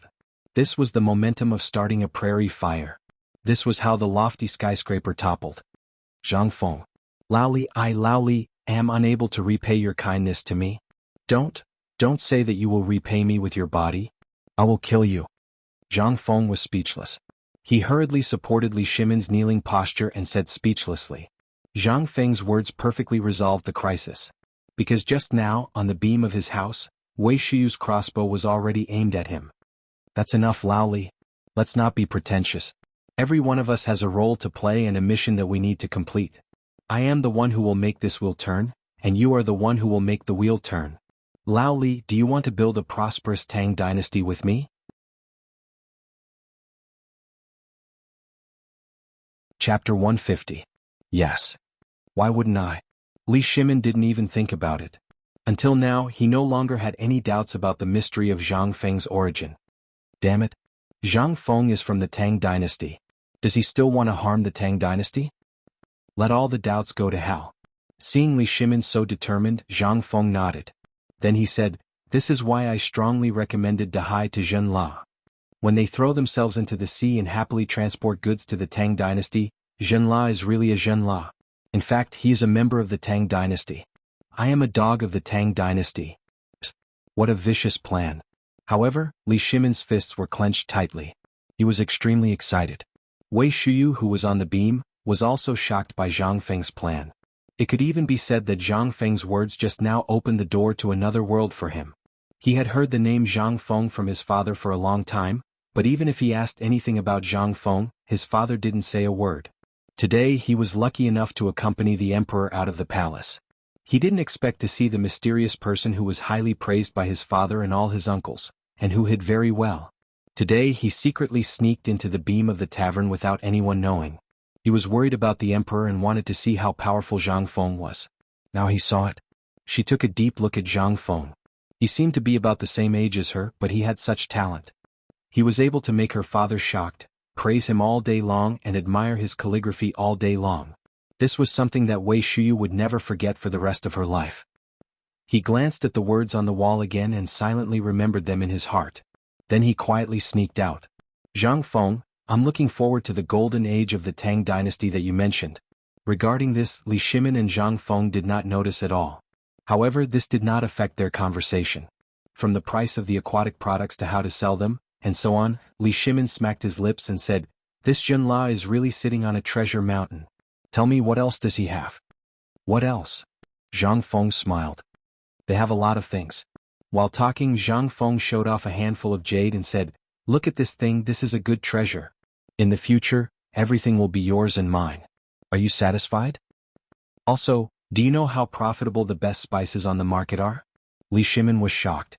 Touching the sachet on his belt, he asked, "Could it be that Zhen La also has this thing? This thing costs 100 strings of coins per caddy." "Haha." Zhang Feng smiled faintly. "Lolly, what if I tell you that that place not only has another kind of spice in the world, but its price is so low that you'll go crazy? What will you do?" "How low?" Li Shimin went crazy. "About 1,000 strings of coins per cart." F***ck. Li Shimin exploded. "A whole cart? How many stones would that be? Only 1,000 strings of coins?" Li Shimin could not help but have the urge to drool. Looking at Li Shimin's exaggerated appearance, Zhang Feng patted him on the shoulder in annoyance. "This is nothing. If you sign a long-term supply contract, the price of that thing will be even lower.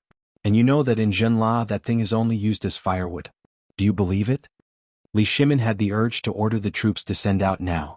Such a good thing, and Zhen La wasted it like this? What a waste. What a reckless waste of resources. How good would it be if it was given to me?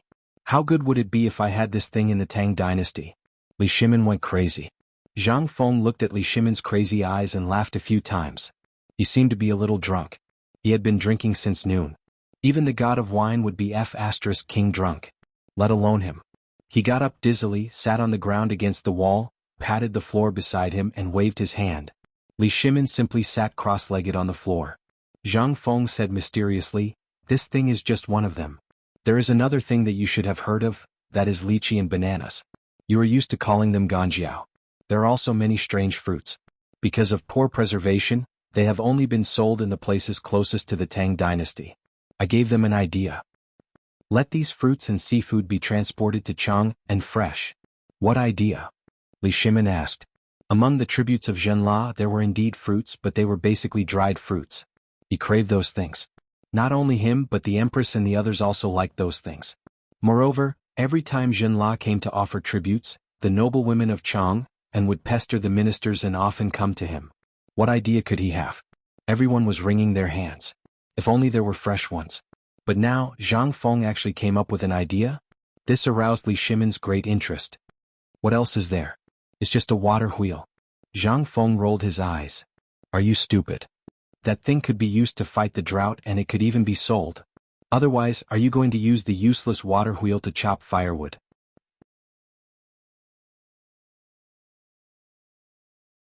Chapter 151. Li Shimon's head was swollen and hurting badly now. He felt dizzy. It was as if someone had hit him hard with a stick. His original plan was to sell the remaining 80,000 water wheels to Tubo or Tuyuhan. But now it seemed that this plan had to be changed. There was a way out for what was originally a headache. Do you want it or not? If you don't, I'll turn around and use it for business. This was far more cost-effective than buying a water wheel. How much would it cost to build one? As long as you Tubo or Tuyuhan have food, my Tang dynasty will make as much as you want. Oh, now it had to be changed. He couldn't use the wood of the Tang dynasty. If you want it, exchange it with wood. Li Shimon suddenly felt that he was so wise and mighty. Brother Zhang Feng, just say it. What other good things do you have? Just tell me all of them. Don't spill the beans. It's really making me anxious. Li Shimon couldn't wait any longer. He couldn't wait to go back and personally summon Prince Jinla and the others. It would be best if he signed the contract tonight for 100 years, no, a 500-year contract. He would directly tie him down. Zhang Feng saw that Li Shimon was really smiling at this time, without the worry when he entered the door and said slowly, actually, the map outside Jinla is very big. They are very wild and barbaric. There are even places where people are still eating raw meat and drinking blood. There are countless resources in such places waiting for us to explore, so Jinla is our first step. And Jinla is actually nothing, Laoli. Zhang Feng couldn't help but sigh. He was afraid that what he was about to say would scare him. An endless supply of salt. Even if it was recorded in history that it was mined from the Tang dynasty, at least during Zhang Feng's time, there were still people mining. Although at that time no one cared about salt. He only went to take a look out of curiosity when he heard the old man in Sawatika talk about it when he was traveling. This was enough to show how abundant the production of this thing was, right? Even after thousands of years they still couldn't finish digging. If this wasn't a treasure, then what was? Zhang Feng wanted to completely turn salt into a cheap commodity. The Jinla was the key to this. Otherwise, with the amount of salt produced in the Tang dynasty, not to mention selling it, it wouldn't even be enough for them to eat. But now everything is fine. With this toy, those with big necks could scram to the Tubo Turks, Dashi Empire, and other places. The Tang dynasty does not welcome you. No, it's Lao Tzu. Zhang Feng doesn't welcome you. Brother Zhang Feng? Brother? Brother, wake up. Originally, Li Shimon had been waiting for Zhang Feng to say something, but after waiting for a long time, he finally realized that Zhang Feng was laughing sinisterly. That smile was so cheap that Li Shimon wished he could slap him away. He shook Zhang Feng to wake him up speechlessly. Zhang Feng coughed without blushing and said, Laoli, I think you'd better be prepared first. What I'm going to say next don't talk nonsense. Just say it. You're a porcelain hammer. Fine. I'll say it. Zhang Feng was a little speechless. He couldn't even pretend to be cool anymore. If I'm not comfortable, you won't have it easy either. Thinking of this, Zhang Feng smiled and said, Do you know what's the most valuable and precious thing of Jinla? What does the Tang dynasty need the most now? Don't talk about food. If Jinla had food, he wouldn't have come to the Tang dynasty to ask for food. Li Shimon curled his lips. It's not food. It's something else that concerns the people's livelihood. Li Shimon couldn't figure it out. He was very anxious. There were too many things that concerned the people's livelihood. How could he know what Zhang Feng was up to?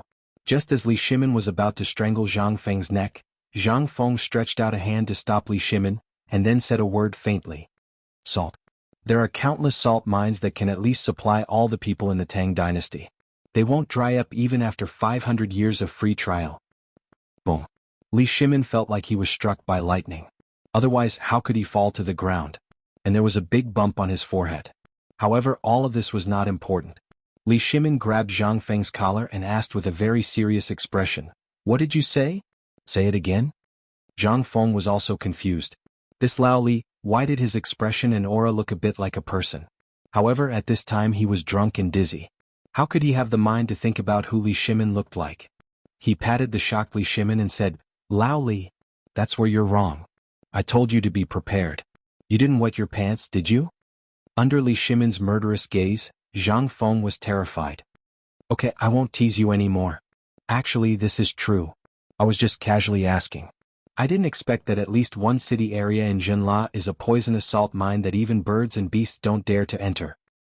I estimated that if we can get it within 500 years of the Tang dynasty, everyone can buy a caddy of salt for only 1 coin. Li Shimin still didn't believe it.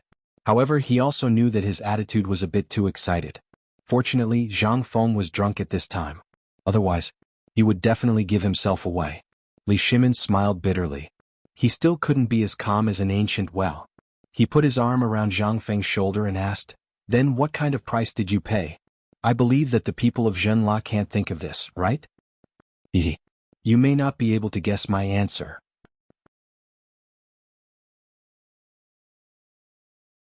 Chapter 152. Li Shimin was speechless. He wished he could strangle Zhang Feng to death. This bastard always pretended to be mysterious to keep him in suspense. Couldn't he just say everything he knew in one breath? Would he die? However, salt. Salt that could last the Tang dynasty for 500 years. This was something Li Shimin dreamed of doing. He just didn't expect that there would be such a treasure in the barren land of Zhenla. Ridiculous, ridiculous. Li Shimin sighed. He smiled bitterly and said, "Zhenla used to be a barren land because of that, but after what you said, didn't it become a land of treasures?" Treasures? Zhang Feng smiled. "If I told you that in the south of that place rice can be grown 3 times a year, would you believe me? If you control the port of Mai, you can make all kinds of seasonings and aromatherapy for food.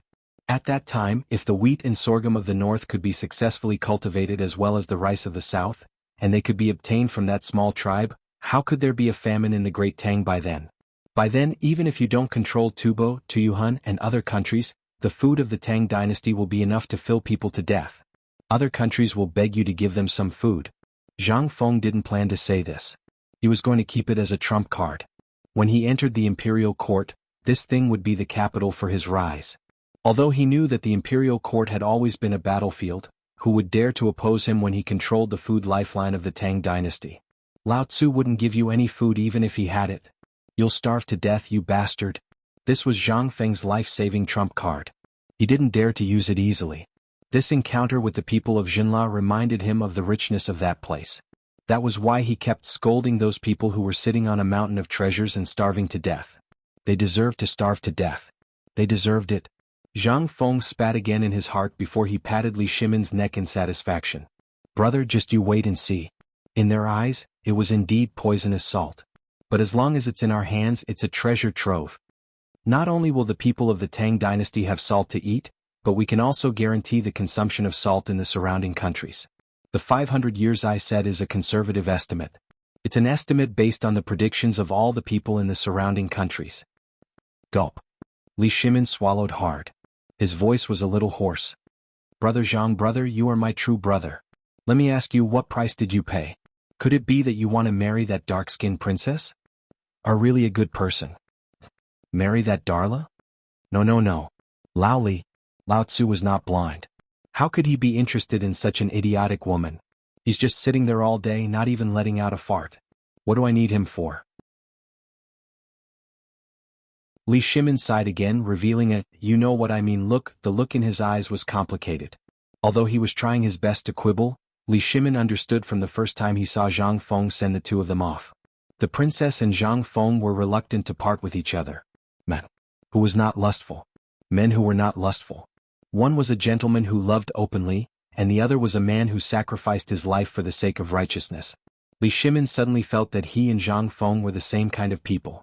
They were doing this for the sake of righteousness. Gentlemen. Nothing could be better than this. When we enter the palace, if I let you suffer even a little bit, I, Li Shimin, will pronounce my name backwards. Li Shimin secretly swore. Zhang Feng, on the other hand, was furious. The more furious he was, the more Li Shimin felt that this was likely to be true. In the end, Zhang Feng did not explain. "Who cares? Son of a bitch. Was it easy for Lao Tzu? Come on, don't be so upset. Man. Although the Zhenla girl is a little tanned, I've been there before. It's the same even if I blow out the lamp. But to be honest, I saw that girl. Other than being a little tanned, her figure is really good. In Chang and City you can't find someone like her. Enough. If you continue, Lao Tzu will get angry with you." Zhang Feng was furious. If he had known, he would not have brought this up. Zhang Feng hurriedly changed the topic. "The price I paid this time is actually not much of a price. A cart of poisonous salt or in 10 caddies of food. Do as you see fit. Get lost, get lost. Lao Tzu wants to sleep." Zhang Feng was speechless. He did not want to talk to Li Shimin anymore. This old pervert was always staring at women. Lao Tzu was a good youth of the 21st century. If he did not even have this bit of aesthetic sense, then what was the point of living? I'd rather die. Li Shimin was also furious. He stood up with a bang. He did not even care that his robe was torn. He asked in a trembling voice, "You said, a cart of poisonous salt, 10 caddies of food?" Zhang Feng said in a low muffled voice, "Just 10 caddies. As for what kind of food you give him, it's up to you. I don't care. But you must keep the price as low as possible. Give him a blow and give him a sweet date. Otherwise, if others take advantage of the loophole, or if those people from the Ministry of Revenue and the Ministry of Agriculture find out, you will lose your life." Are my Ministry of Agriculture and Ministry of Revenue so unreliable and greedy? Chapter 153. Li Shimin was at a loss for words. Although he knew that the Ministry of Revenue and the Ministry of Works were very pedantic, was the monthly payment really that serious? What kind of person would be described by Zhang Feng as someone who valued money as much as his life? "Brother Zhang Feng, what you said is a little too much. Although I've heard of the Nashi people, they are a little pedantic, but it's not like what you said, right?" Li Shimin still wanted to fight for it. He was definitely burning up. Was this his imperial court? "This is the imperial court." Zhang Feng testified for him.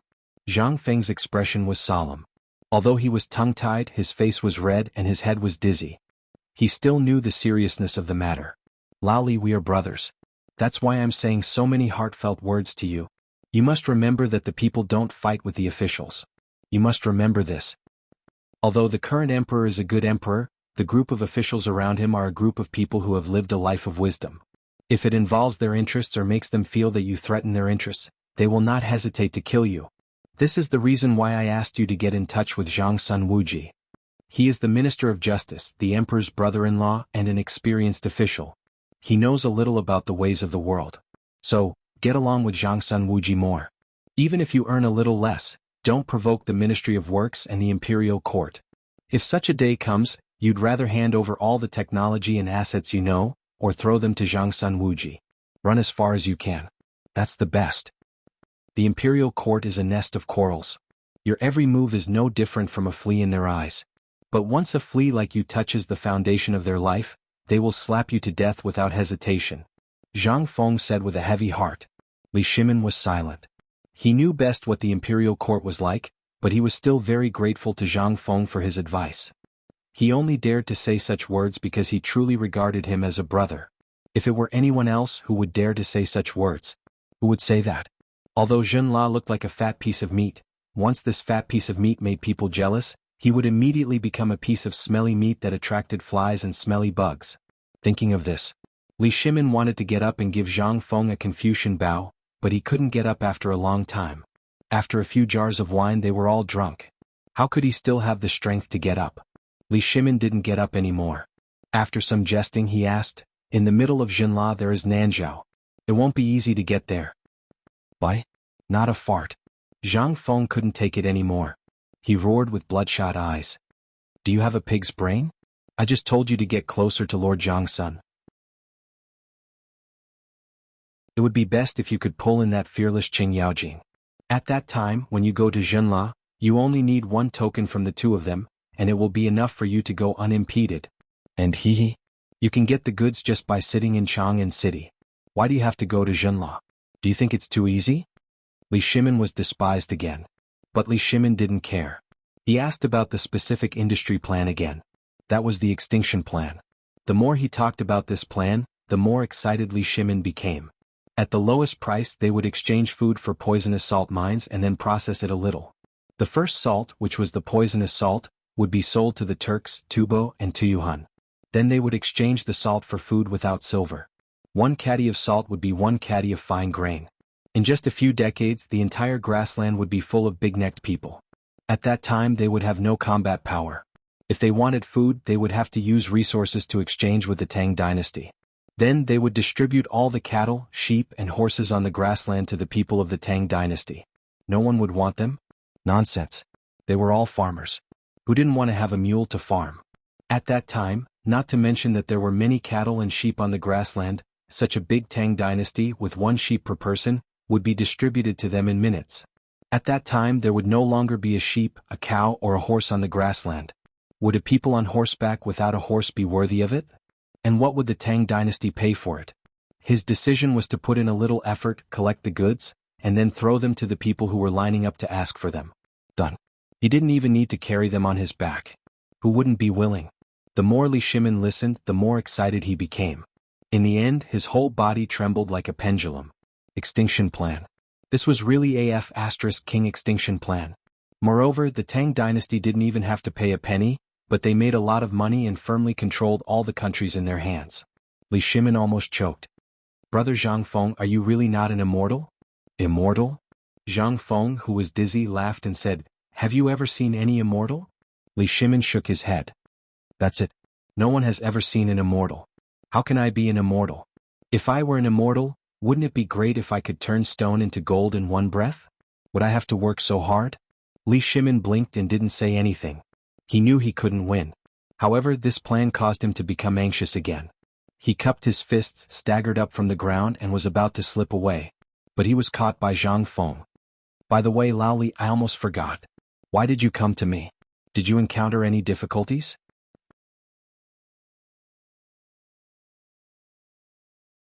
Chapter 154. Li Shimin was also stunned when he heard that. He rubbed his groggy head for a long time before he remembered the purpose of his visit. He personally went to the counter to take a herbal teapot and drank a mouthful of cold tea. Then he threw it to Zhang Feng and said, if you didn't mention it, I would have forgotten. I think you did it on purpose. You even saw through that? Zhang Feng took the teapot with a smile and leaned himself against the wall to drink. Sigh. When Li Shimin thought of the business, his whole spirit was refreshed. This is my family's business, so it's not good to talk about it. But I really have no choice.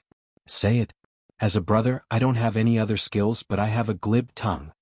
Li Shimin ignored Zhang Feng and seemed to be immersed in his memories. Originally, there were 3 of us brothers. My father built a family business with his good friends in the Guanlong area for the sake of singing. At that time, I was going to take the imperial examinations and become an official, but my father promised that as long as I helped the family work hard, he would let me be the head of the family in the future. Then your father went back on his word and let your brother be the head of the family, right? Zhang Feng asked with his eyes wide open. Li Shimin didn't say anything and nodded. Zhang Feng suddenly had a strong interest in Lao Li. Lao Li, don't tell me you're that person in the palace? *CK, your experience is so similar. Zhang Feng's words instantly alerted Li Shimin. He didn't know what was wrong with him that made him see a clue. He laughed and said vaguely, how can my identity be compared to that person? That's true. Zhang Feng smacked his lips. He would rather die than believe that this master had any connection with that person in the palace. Damn it, there was no possibility at all, okay? Let me tell you a story. Zhang Feng said faintly, speaking of which, there is still half a month before the birthday of that person in the palace. But look at how the current emperor treats him. Although your experience is similar to His Majesty's, let me tell you, even if you're just a little commoner and His Majesty, you're all the same. We're all mortals, born and raised by mothers and fathers. The difference between us and animals is that we have feelings. Although the current emperor has used some tricks, he still wholeheartedly wants what his father wants. Even if he has to run hundreds of horses to death, he will still get it for him from the ends of the earth. Li Shimin fell silent. His eyes were filled with worry. Zhang Feng patted his shoulder and said, actually, have you ever heard of this saying? The son wants to raise, but the father doesn't wait for him. Is it the father's fault for not teaching him well? If your father didn't make a promise back then, you might not have achieved what you have today, and you might not be able to see me today. You should be glad that your father didn't let you enter the big dye vat in the imperial court. But I'm already in it. Li Shimin shouted in his heart. Brother Zhang Feng, you said that the son wants to raise but the father doesn't wait for him. I'm indeed facing this problem now. My old father, because I fought for the position of the head of the family, and my brothers left the Tang dynasty one after another, so he has always hated me and doesn't like me. He's very similar to His Majesty. I also want to redeem myself. Previously, I was young and impetuous and my brothers joined forces to mess with me. How could I not resist? Zhang Feng fell silent. Was Lao Li wrong? That was right. He was the same as His Majesty. They just wanted to survive in the cracks. This might be the characteristic of the men in Guangzhou. Where the hell did this tradition come from? For a lousy reputation, to destroy the false title of the head of the family, they didn't even understand the principle of family harmony and prosperity? Did they have to fight to the death? Lolly. Actually, I have no right to ask about your family's affairs, and I don't dare to make decisions for you because every family has its own difficulties.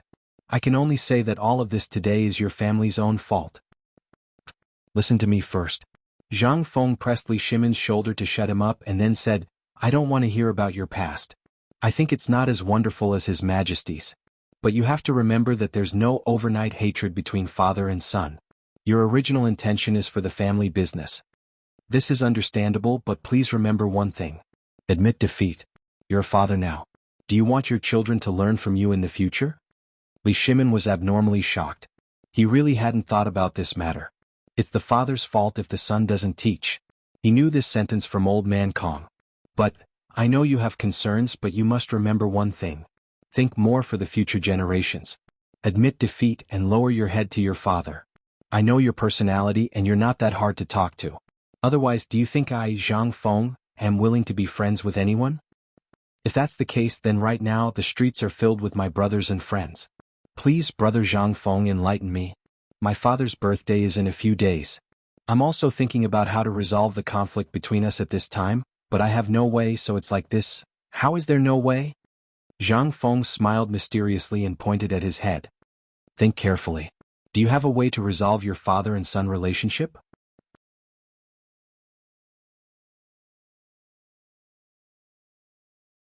Chapter 155. What? If I want, will I expose all my dirty linen to you? Li Shimon shook his head speechlessly. Zhang Feng wanted to slap Li Shimon's head hard to see if he was a blockhead. However, he reached out his hand and stopped in the end. He couldn't reach it and he didn't have the strength. He staggered and fell to the floor. The teacup in his hand was thrown into Li Shimon's arms. In an instant he looked like he had wet his pants. Li Shimon frowned at the sight. Zhang Feng acted as if nothing had happened and simply laid on the floor. The cold floor made him feel a little less drunk. At this moment he finally understood. Why did those drunkards prefer to sleep on the floor and the curb instead of sleeping on a bed when they were drunk? It was so damn comfortable. You're a blockhead. To think that I've told you so much before. You didn't listen to me at all. Let me ask you. Why is your father unhappy with you? Are you the one who snatched the position of the head of the family? Wrong. He promised to give it to you, but you snatched it from him. This is his fault. If you can't do it, don't agree. But why can't he get along with you? Is it because I drove my brothers away? Li Shimon asked hurriedly. No. Zhang Feng stamped on the floor randomly. This is all because of one original intention, which is to revitalize the family business. No matter how you become the head of the family, your father hopes that you can lead the family to glory and glory. Let me ask you, are you bringing glory to your ancestors now? Li Shimon was silent. He was deep in thought. Although your family business is nothing in my opinion, if you want to resolve the conflict between you and your father, let me ask you something. Before you came here, were you angry with your father? Yes, because of the grain storage. That's it. Since he's willing to talk to you about business matters, it means that the conflict between you two can be resolved. As long as he doesn't care what I do, I'll just give him a cold shoulder. Zhang Feng was extremely thirsty. He pointed at his mouth. Li Shimon simply stuffed the spout into Zhang Feng's mouth. Li Shimon was shocked. Imperial father didn't ignore me. Although he was in the depths of the harem, he still cared about the people's livelihood. Then, if I were to make all my plans. I got it. Brother, do you mean that if we tell him all our plans and prove that we are working hard for the sake of the family, our conflict will be resolved? If you don't want your father to be angered to death by you at his birthday, then go ahead and say it. Zhang Feng was speechless. I said you have a pig's brain and you really do have a pig's brain. Where is your business sense? It's really hard for me to imagine how big your business is. How can you ask such a stupid question? Li Shimon was instantly ignited. Alas. Damn you, is this how you talk to your old brother? Do you look down on your old brother so much? I'm already having a headache, so why don't you come up with an idea? Are you insulting me? Hey, it seems that it's a good thing that you can lose your temper. Zhang Feng smiled embarrassedly. Before this matter is confirmed and the contract is signed with Zhenla, as well as the matter regarding Tufan, we have to wait until the contract is signed. Until the deed is done, don't tell anyone. Otherwise, you can go find a crooked tree. What for? Li Shimin was confused. This crooked tree, however, Li Shimin instantly understood. He was so angry that he blew his beard and glared. However, Zhang Feng didn't wait for him to lose his temper and said, "From the way Jinla's people came today, I can see that this is a good day. For the birthday of the person in the palace, you have to seize the time and try to drag the emperor or Zhangsun Wuji down in these 2 days, no matter the cost. In this way you can sign the contract. It's best if the contract is signed by Tubo, Tuyuhun, and Jinla. I'm sure that the main reason why Tubo and Tuyuhun are here is because of this." "Are you so sure?" "I'm so sure." Zhang Feng was certain. This matter has been left unchecked for a long time. I think it's already June. Logically speaking, they should be freaking anxious, but they haven't done anything. That means they're waiting for the drought in Longyu Dao. Li Shimin was also shocked. He thought carefully for a while. In his mind, the list of tributes presented by Tubo and Tuyuhun's envoys appeared. He didn't notice it before, but now that he thought about it carefully, it was really more sumptuous than before. Could it be that what Zhang Feng said was true? This time they wanted to use the birthday of the retired emperor to confirm this matter? "How confident are you?" Li Shimin grabbed Zhang Feng, who was drinking water, and asked. 80%. If the retired emperor doesn't cause trouble. It was a sure thing. Although Zhang Feng said it was 80%, it was definitely 100%. Because with Zhang Feng's temper, he would never smooth things over. He would always leave a safe place for himself. Li Shimin's eyes flashed a trace of ruthlessness. It seems that Chang and is going to have a big change in this birthday.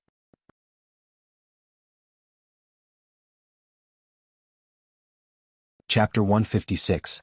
Li Shimin was a little scared. But he was also looking forward to it. He was afraid that if something went wrong during the birthday celebration, he would have to bear the infamy. The infamy of being a murderer and usurping the throne really made him feel uncomfortable. If he could solve it during the birthday celebration, that would be great.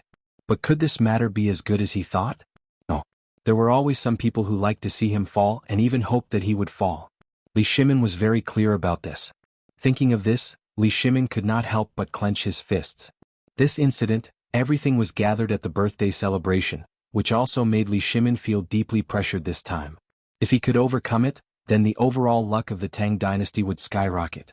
However, if something were to go wrong, he would be plunged into an irrecoverable trouble. The most important thing was that these plans could not be known to anyone.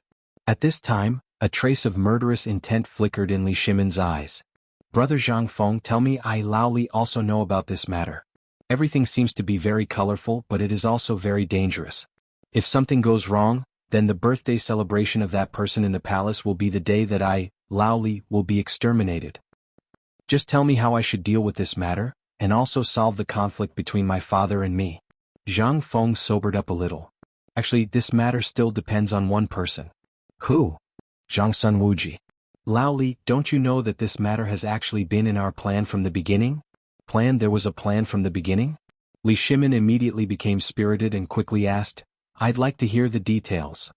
Regarding this matter, you've always stood on your own side, but you've forgotten to look at the overall situation. Even until my death, I've been mentioning Zhangsun Wuji.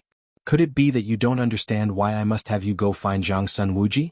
A buzzing sound was heard. Li Shimin had thought through all his problems. Why did Zhang Feng keep saying that the people should not fight with the officials? Why did he keep stressing that they had to take a small share and let Zhangsun Wuji and the royal family take the majority? Why did he keep emphasizing it? Now he finally understood. Zhang Feng had been plotting all along.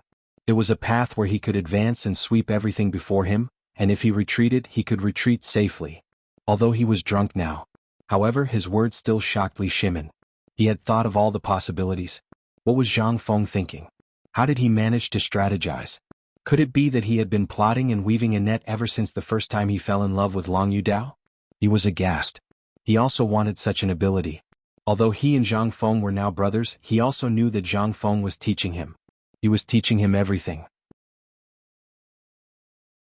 During this period of time, Zhang Feng was like a mentor, opening many windows for Li Shimin. However, he was a little hesitant. He fell into Zhang Feng's flowery words and lost his ability to strategize. He also ignored Zhang Feng's words. Zhang Feng was teaching him how to rule a country. Li Shimin looked at Zhang Feng, who was leaning against the wall in a daze. He wanted to ask, but in the end he could not say anything. He struggled to help Zhang Feng up, put together 2 or 3 long stools and laid him flat on it. At this moment, Zhang Feng woke up. Instead of saying that he was awake, he had not slept all this time. Lao Li, we are brothers, aren't we? Your business is our business. Actually, from the moment I saw your face when you came in, I knew that you were lost.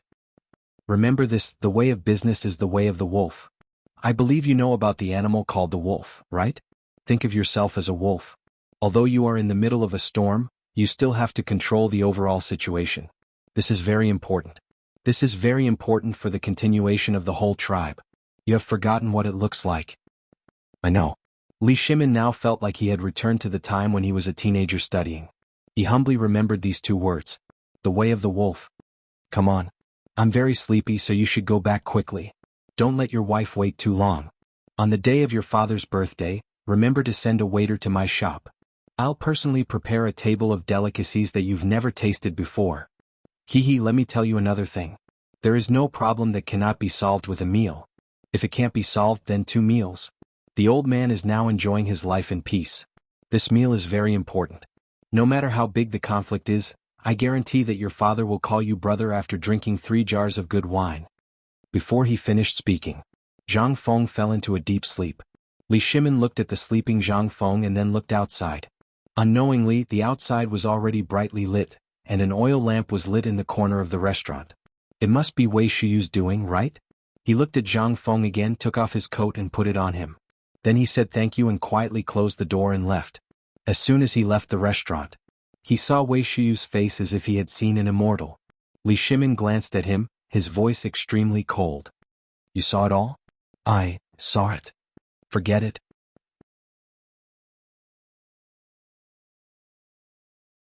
Chapter 157. In the Daming Palace. At this time, Empress Zhangsun was sitting in the imperial study, looking very anxious. Zhangsun Wuji, Wei Zheng, and the others were also waiting for Li Shimin anxiously. Originally, they came to report the news brought back by the spies in Chang and city and all the prefectures. But they learned that Huang de Gui went to the retired emperor to complain, which made the already tense atmosphere even more tense. It was going to be Li Yuan's birthday soon. Now there was such a big mess. What should they do? The temperature in the evening was obviously lower, but everyone's faces were still full of sweat, and they didn't dare to wipe it off. Although Empress Zhangsun was sitting there with a calm face and reading the emperor's poetry collection, everyone knew that the empress was the most terrible at this time. What time is it, Xiaohuan? After a long time, Empress Zhangsun asked lightly.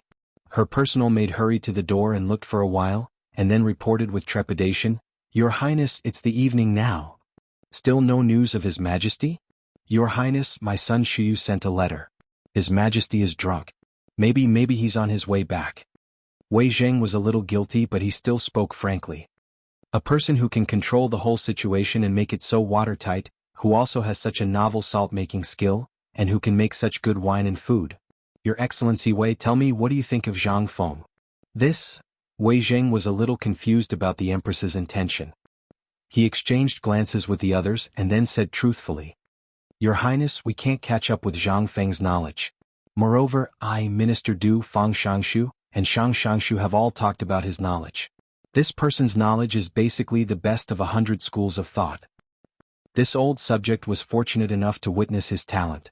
Although he kept talking about business matters, it seems that this lad has a bright future in the business world. But I heard that this person doesn't like money or these things. Why are there so many people like him? Is he really willing to stay in a rundown tavern? Seeing that everyone was nervous, Empress Zhangsun smiled faintly. This is not the imperial court. This concubine is also a little curious about this child, that's all. Everyone, there is no need to be reserved. After all, His Majesty wants the crown prince to learn the way of ruling the country from him. This concubine is his mother, so I have to know about the crown prince's teacher. Hearing this, everyone could not help but heave a deep sigh of relief. In an instant, everyone started talking. Nyang, I, Old Ching, know a little.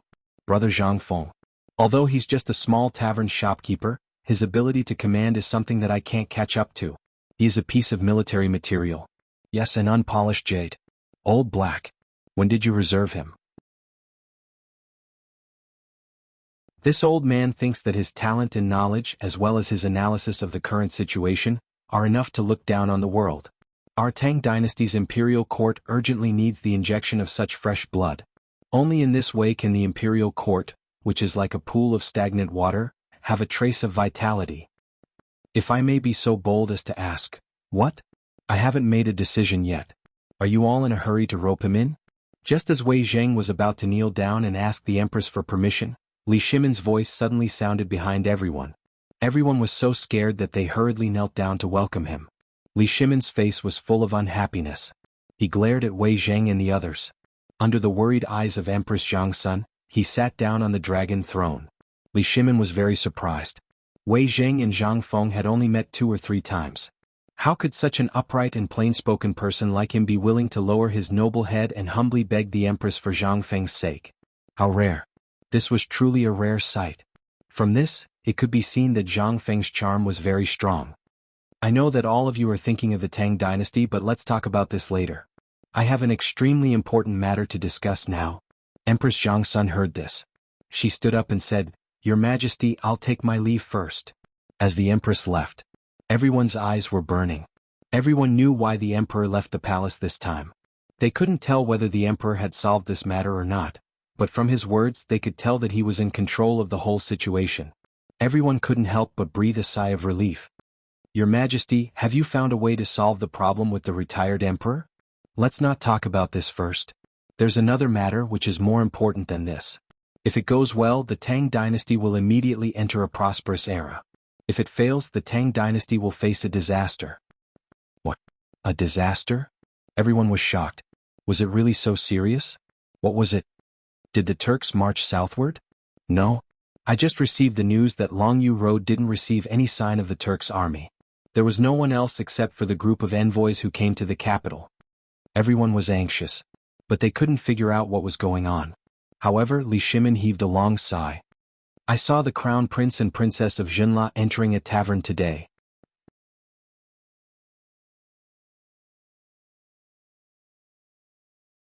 Chapter 158. Jinla? Isn't that the small country on the border in the south? Your Majesty, the Jinla diplomatic group is in Honglu Temple today. The envoys from other countries are basically in Honglu Temple, accompanied by Minister Yan Zhen of Honglu Temple. We didn't find the Jinla diplomatic group going out." "Oh." As Fang Xuanling's voice fell, Du Ruhui's eyes darkened. "Today, when this old subject received the imperial order to receive the foreign envoys, I found that they brought many people of the same generation. I heard that they wanted to experience the glory of the Tang dynasty, so this old subject let them out of the palace as usual." The more Du Ruhui spoke, the paler his face became. The tavern was a secret in everyone's heart. It was actually discovered by the Zhenla people, and it was even seen by the Emperor. This was serious. Du Ruhui was ready to punish, but Li Shimin waved his hand indifferently. "This matter is not your responsibility. I was careless. I also didn't expect them to sneak into the tavern, but I found something interesting." Speaking of this, Li Shimin actually smiled slightly. "Can you guess how miserable the crown prince and princess of Jinla were when they came out? Zhang Feng actually robbed them clean." "What?" Wei Zheng was shocked. If this matter alarmed the Jinla diplomatic group, the tavern was bound to be exposed. But Li Shimin was still very indifferent.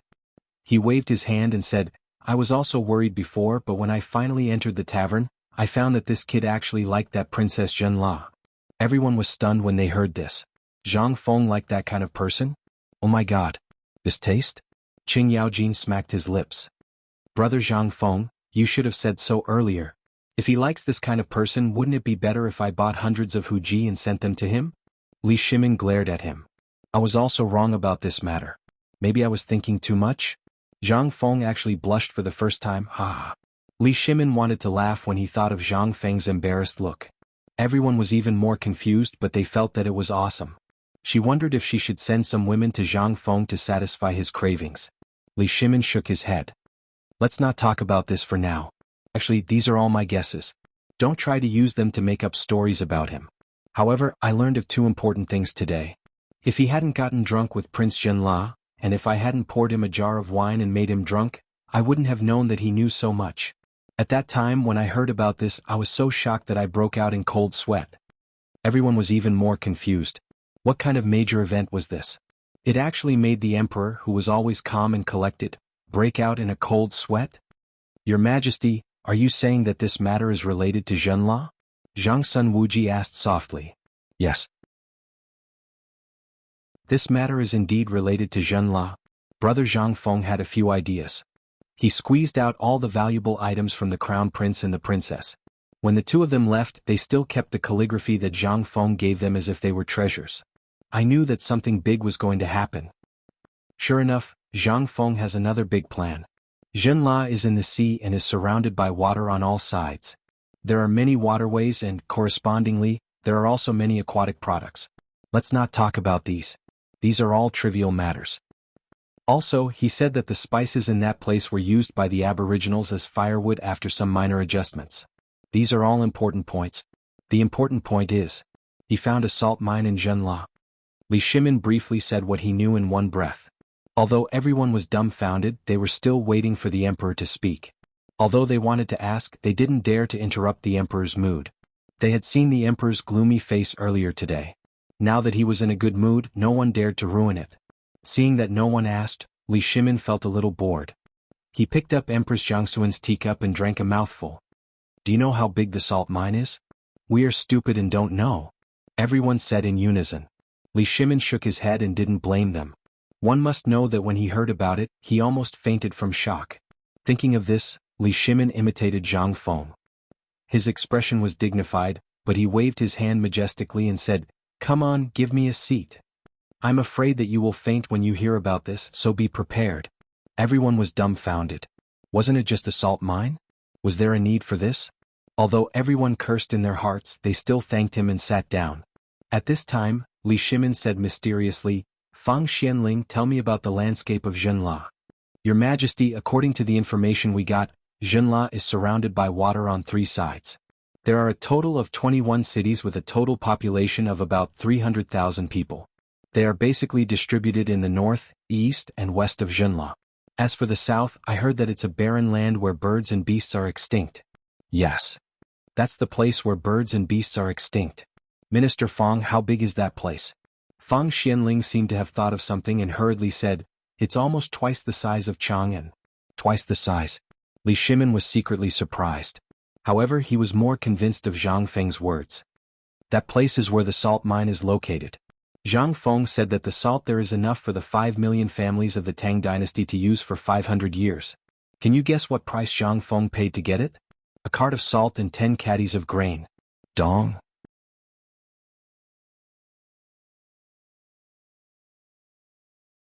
Chapter 159. The sound of people falling to the ground was within Li Shimin's expectation. The white jade tablets in everyone's hands and even Qing Yaojin fell to the ground. As for those who didn't fall, their faces were pale, and their bodies were trembling. 500 years. What was the effect? Millions of families. 500 years?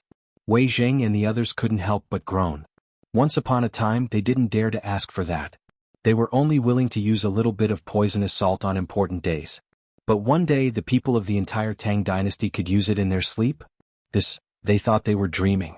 Li Shimin was the same. Don't worry about it. When I first learned about this matter, I was also like this. Now you all know that Zhang Feng, you and I have mastered the art of making salt. What is this? This is the lifeline of the Tang dynasty. We only need to use a little method to get countless things that others think are waste. Then we can refine them a little and make them into non-toxic and harmless fine salt. What do you think of this business? Your Majesty, there is so much salt, and the art of making salt is not a profound secret art. Moreover, it is so far away. If someone is interested, they can find out about it after a little inquiry. What if Zhenla or other countries steal it? What do you think? Wei Jing asked the doubt in his heart. Li Shimin waved his hand. I also asked about this matter, but Zhang Feng only said one sentence. Spread the wealth. The salt collected can't be used. But the amount of salt we can make is not something that anyone can control. We get the first batch of salt and sell it to other countries. Then we quietly refine the salt and sell it to ourselves. Although there are some differences in the color, after grinding it will be snow white, right? No matter who it is, they won't be able to see the difference. Only we know that it is actually poisonous salt. What do you think of this plan? Li Shimin narrowed his eyes and asked. Vicious. Your Majesty, everyone knows that poisonous salt can't be used. If anyone eats it for more than a year, even a strong man won't be able to lift a stone. Although the refined salt doesn't have that much poison, it's still harmful. If someone were to find out about such a vicious plan, the consequences would be unimaginable. No way. Li Shimin waved his hand confidently. I've asked Zhang Feng about this matter. He said that the first dish of salt is fine. At most, after eating it for 10 or 20 years, one will develop a neck disease. Furthermore, at that time, there will be problems with one's constitution. Everyone was shocked. It would take 10 to 20 years for the problem to be discovered. They didn't dare to think about it. He had also thought things through. With Li Shimin's narration, everyone's eyes couldn't help but light up. It seemed that Li Shimin was getting drunk. Or perhaps he was a little tired. He waved his hand and asked Wei Shiyu to come forward. I'm a little tired. You can ask Wei Shiyu about the details. We'll settle the details tomorrow morning. Tomorrow we'll settle this matter and sign the contract for him. What do you think? Everyone looked at each other, then stood up and respectfully sent off Li Shimin. Then Qing Yaojin grabbed Wei Shiyu's Mingguang armor and asked, Boy, tell us, what did His Majesty and Zhang Feng talk about? If you don't behave, Lao Tzu will beat you to death. Wei Shiyu cried. She looked at Wei Zheng with pleading eyes. Wei Zheng pretended not to see. He said in a low voice, Old Qing, let's not scare the child. What if the child is frightened? Lao Tzu will fight it out with you. When Qing Yaojin heard this, his face immediately turned pale. He withdrew his hand embarrassedly, sat on the stool, and waited with his ears pricked up. With Wei Zheng's protection, Wei Shiyu became bolder. She gave a fist salute and said, Uncles, I followed His Majesty to the small tavern today and eavesdropped a little at the door. Zhang Feng's plan? Under the angry stares of the crowd, Wei Shiyu hurriedly stopped showing off. She shrank her neck and said, He means to use these things to exchange for grain. 1 caddy of fine grain and 1 caddy of salt. F***CK. Did Brother Zhang Feng come up with this plan? What if there's no grain? For example, what about the Turks? Fang Xianling and Du Ruhui's white beards were trembling. They asked hurriedly. Zhang Feng didn't say anything about the Turks, but I think he means to exchange cattle and sheep. Moreover, he said that the horses will only be exchanged for grain, not salt.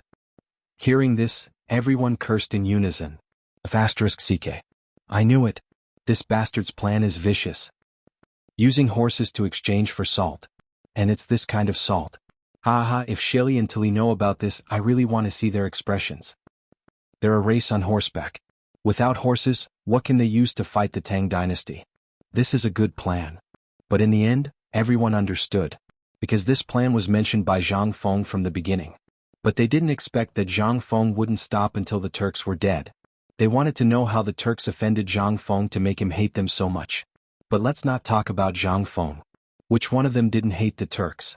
Under Wei Shiyu's baffled gaze, everyone burst into laughter for a while. Then everyone fell silent. Wei Jing sent Wei Shiyu away with a solemn expression and said, Everyone, this matter is settled? It's settled. Let's do it. The bold ones are stuffed to death and the timid ones are starved to death. This contract is signed.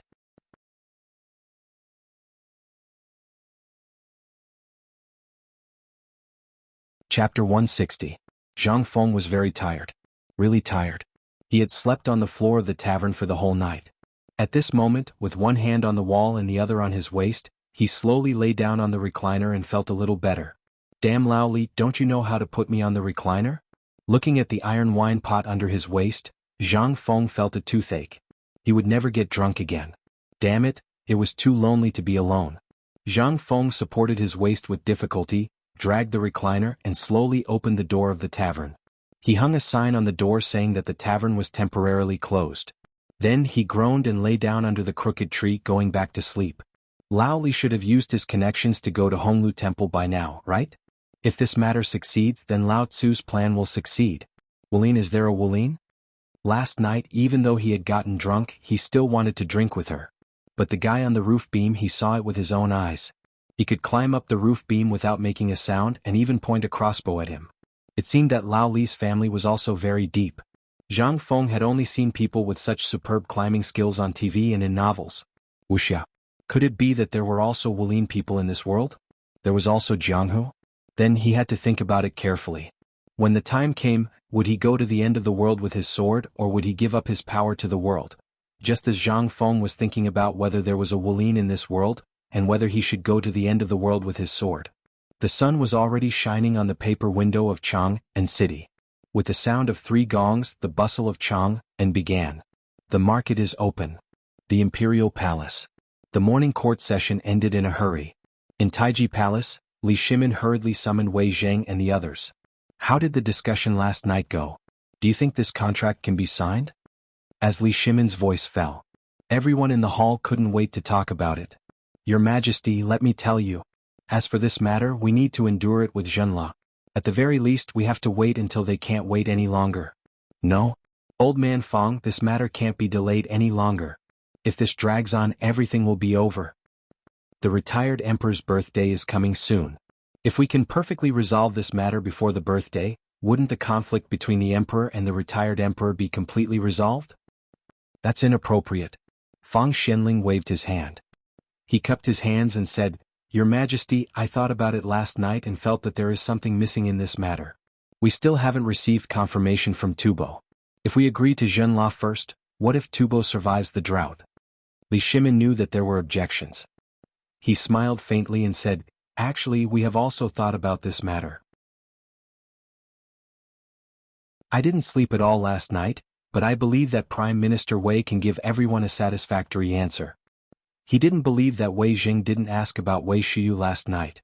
Then he wouldn't be Wei Zheng. Hearing this, Wei Zheng stroked his beard. Unlike the excitement of the others, he was extremely calm now. I think this matter is feasible. Last night, my son also told me in detail about the conversation between Your Majesty and brother Zhang Feng. To be honest, I also felt that there was something missing in the middle. As Duke Xing said, there was an important link missing. However, after thinking about it last night, I went to the secretarial office to check the list of tributes from Tubo and other countries this morning. Then I understood. This time, Tubo's tributes are dozens of times more abundant than before. I think they want to reduce the cost of this matter to the lowest during this birthday, and then get the manufacturing method of the water wheel at the lowest price. Hearing this, everyone was shocked. Li Shimin already knew about this. He waved his hand indifferently. Prime Minister Wei is right about this matter. Therefore, I have decided to summon Prince Zhenla to Taiji Palace later. What do you all think? Everyone's doubts were cleared. Now who dared to object? All of them bowed. Your Majesty, congratulations. Ha ha ha. Someone come, fax Prince Zhenla for an audience. You all also come with me to see this rare grand scene. Li Shimin was in a very good mood. Relatively speaking, he was still a little excited.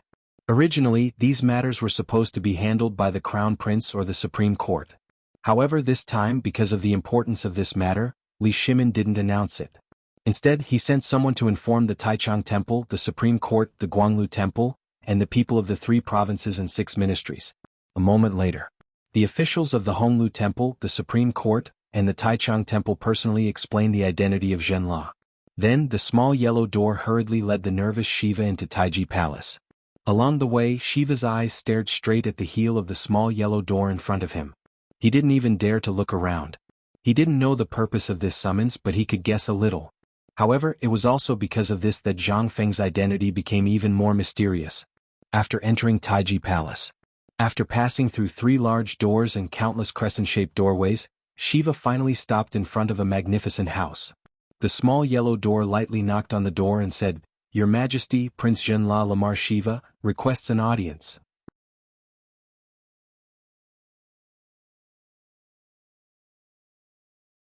Chapter 161.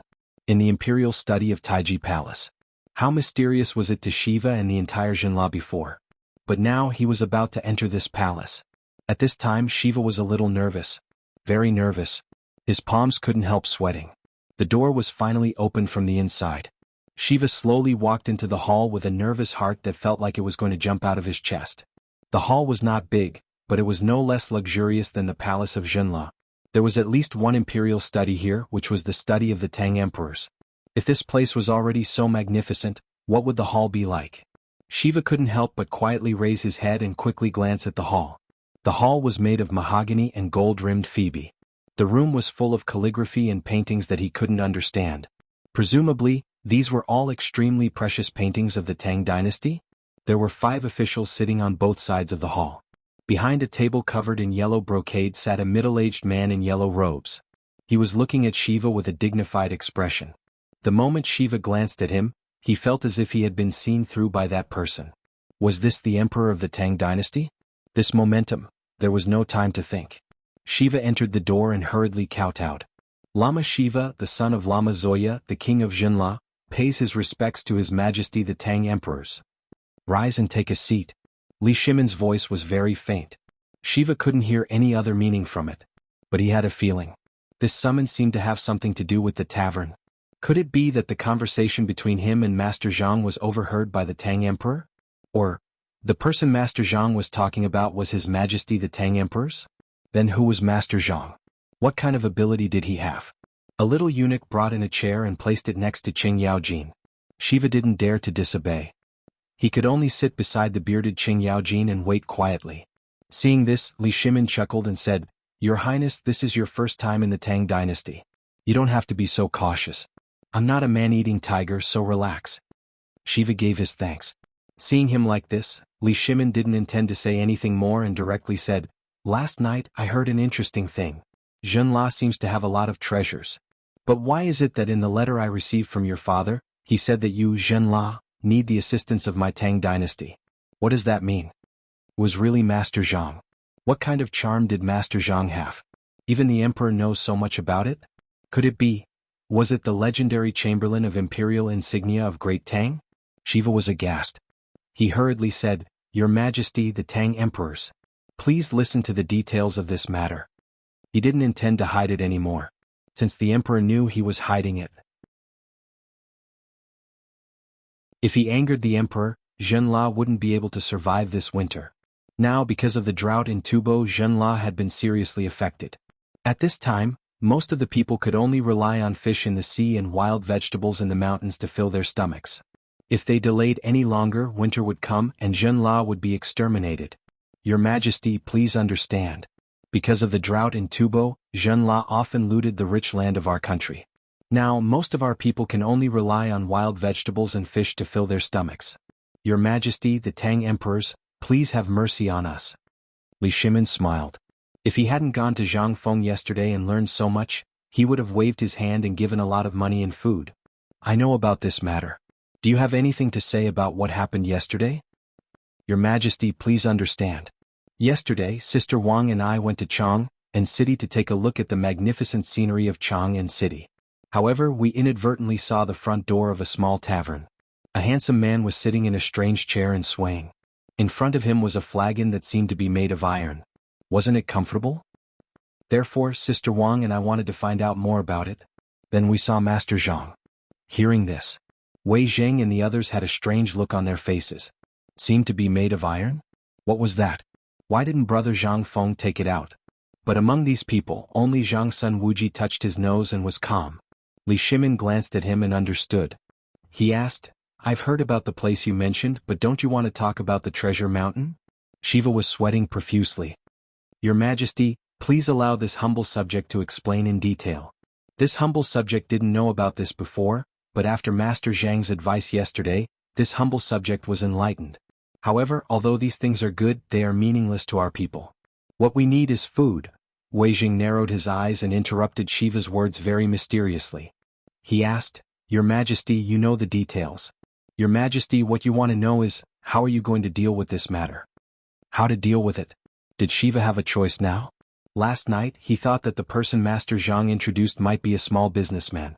But he didn't know that the person he introduced was the emperor of the Tang dynasty.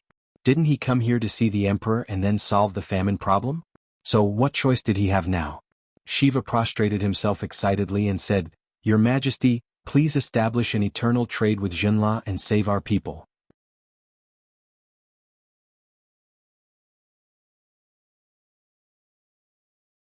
Chapter 162. What else could Shiva ask for? Last night, because of this matter, he didn't sleep at all. He discussed with Jinla's delegation for the whole night, but in the end they all hesitated. Because if it was an ordinary businessman, how could he have such a great method to solve the crisis in such a short time? And to ensure Jinla's safety? But now he only wanted to give everything that Master Zhang said yesterday to the Tang dynasty. He only wanted to let the people live a good life and be free from Tubo's bullying. Li Shimin, Wei Zheng and the others looked at each other and smiled. It seemed that Brother Zhang Feng had arranged everything well. Li Shimin couldn't help but wave his hand and say, This matter, just do as you and brother Zhang Feng said. Someone will discuss the details with you later, but I want a guarantee. Can you make the decision? He was most afraid of being deceived. He wasn't afraid of Zhang Feng, but he was afraid that a little crown prince would make a decision on his own. If King Jinla didn't recognize the document of the Tang dynasty when he returned, it would be a little troublesome. Although it was easy to send troops to attack, it would lose Li Shimin's dignity as an emperor. That was why Li Shimin asked. Shiva hurriedly swore, Your Majesty, please rest assured. The goods you mentioned are useless if they can't be sold. Since His Majesty likes them, I believe that my father will definitely agree to this. Furthermore, before I came here, Father warned me that I must meet His Majesty and save Jinla. However, those stubborn rocks are everywhere in Jinla, especially the poisonous salt. That is something that has caused my Jinla a headache for a long time. Now that the Tang dynasty needs it, how can I refuse? In that case, when the retired emperor's birthday is over, you can go back and bring back King Jinla's handwritten document. Then I'll agree to this matter.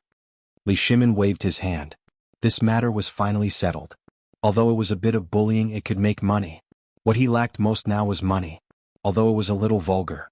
However, money was needed everywhere in the Tang dynasty, and he was already struggling to make ends meet. If it weren't for the fact that he sold the water wheel blueprint for a little bit of money, it would still be a huge expense. Just as Li Shimin was about to leave, Shiwa hurriedly said, Your Majesty, I believe that there is no need to wait until the end of the birthday celebration. Last night, I have already ordered someone to send a message back to Jinla.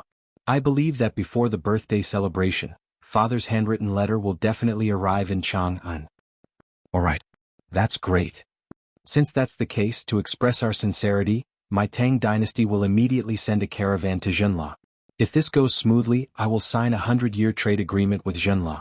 How about it? Thank you, Your Majesty. Shiva hurriedly bowed. Li Shimin waved his hand and Shiva left in a hurry. A moment later, Li Shimin asked with a serious voice, My dear ministers, what do you think of our business relationship with Jinla? I think it's feasible. If the problem of salt is solved, it will be an unprecedented feat for our Tang dynasty. Congratulations to Your Majesty. Congratulations to the Tang dynasty. Everyone cheered in unison. But then Du Ruhui and Zhang Sun Wuji looked at each other and said, Your Majesty, although the matter with Jinla has basically been settled, once the trade agreement starts, the matter of money? I'm afraid that money is a big problem, but I think it should be enough for the time being. Moreover, this matter will be carried out in Chang'an, and it will definitely attract Tubo's attention. At that time they won't dare to wait and see any more. At that time we can sit back and relax. However, the prerequisite is that before that, we have to shoulder the burden ourselves. This old official is a little worried. Why don't this old official go and ask brother Zhang Feng? Du Ruhui and Zhang Sun Wuji said. When Zhang Sun Wuji mentioned Zhang Feng, Li Shimin couldn't help but ask playfully, Zhao Guogong, what does brother Zhang Feng's pot look like? Have you seen it before? No. What pot? I don't know. Zhang Sun Wuji played dumb in a very bored manner, and this caused everyone to twitch their lips. They wondered if they should go to Zhang Feng's tavern next time to find a treasure. After everyone left, Empress Zhang Sun came out from the back door of the screen. She looked at Li Shimin and asked worriedly, Second brother, isn't this a little inappropriate? Although I don't know much about state affairs, this matter is still unknown. Is it really as magical as Zhang Feng said? Are you so sure? Guanyin maid, do you think I still have a way out? Now, money is needed everywhere in the Tang dynasty, whether it's the military expenses at the border or other aspects. This salt is extraordinary. If I don't have it in my hands, I won't be at ease. What's more, Jinla has a huge amount of salt. Haven't I mastered the art of making salt now? Then think about it. After this year and next year, the Tang dynasty will really enter an era that I dare not imagine. Isn't this what we want? Isn't this what all the people in the world want? Empress Zhang Sun didn't say anything. Looking at Li Shimin's back, which was no longer tall and straight, she felt sad and couldn't help crying. Second brother, I understand.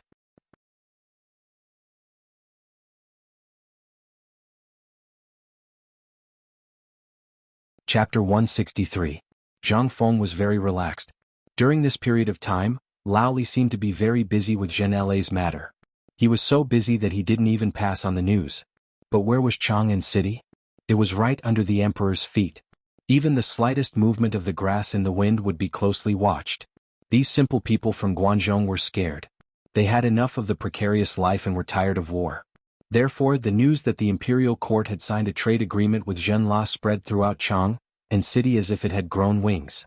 Zhang Feng, even if he didn't leave the tavern, he could still hear all the so-called gossip from the mouths of the children squatting at the entrance of the tavern.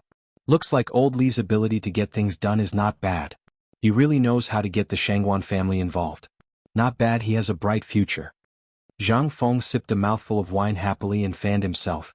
Beside him, there were 3 dirty half-grown children who were rubbing his shoulders or rocking the recliner.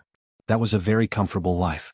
As long as he was willing, he only needed to pay a copper coin for these children to massage his shoulders for a day until they dislocated his shoulders.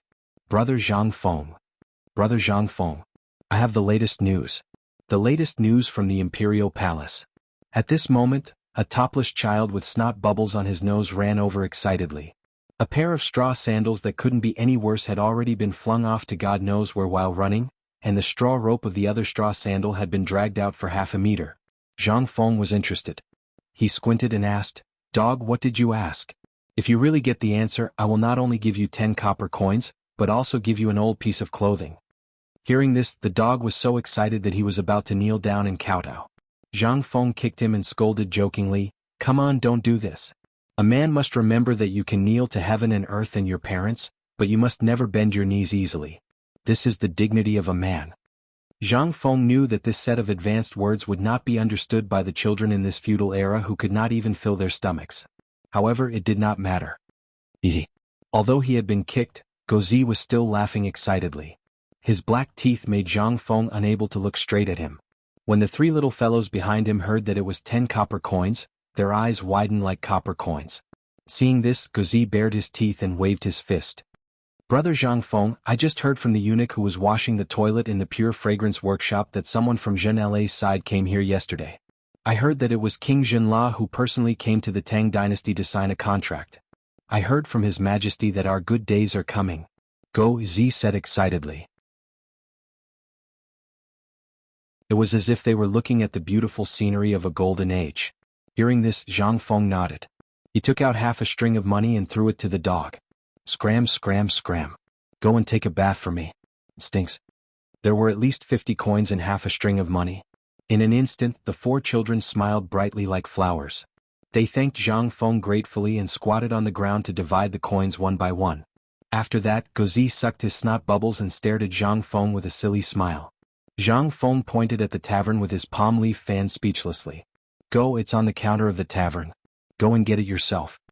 Those were Lao Li's clothes. Zhang Feng did not mind giving them away. These were simple and poor children who were still slaves.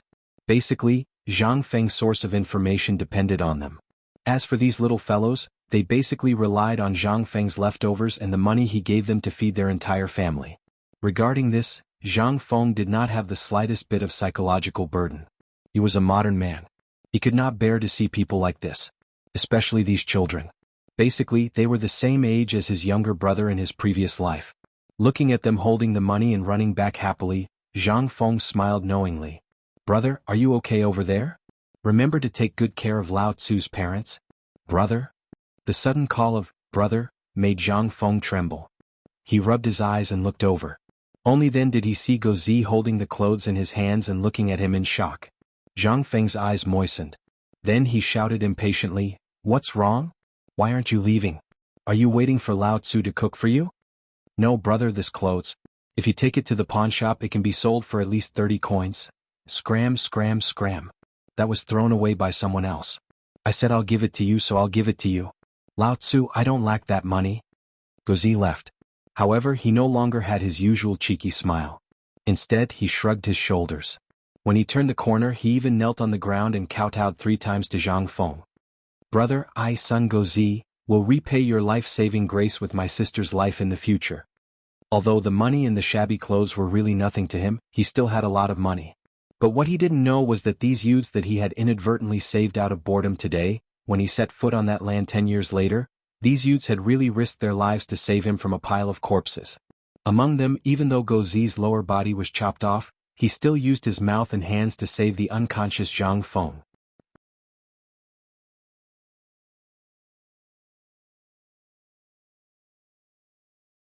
Chapter 164.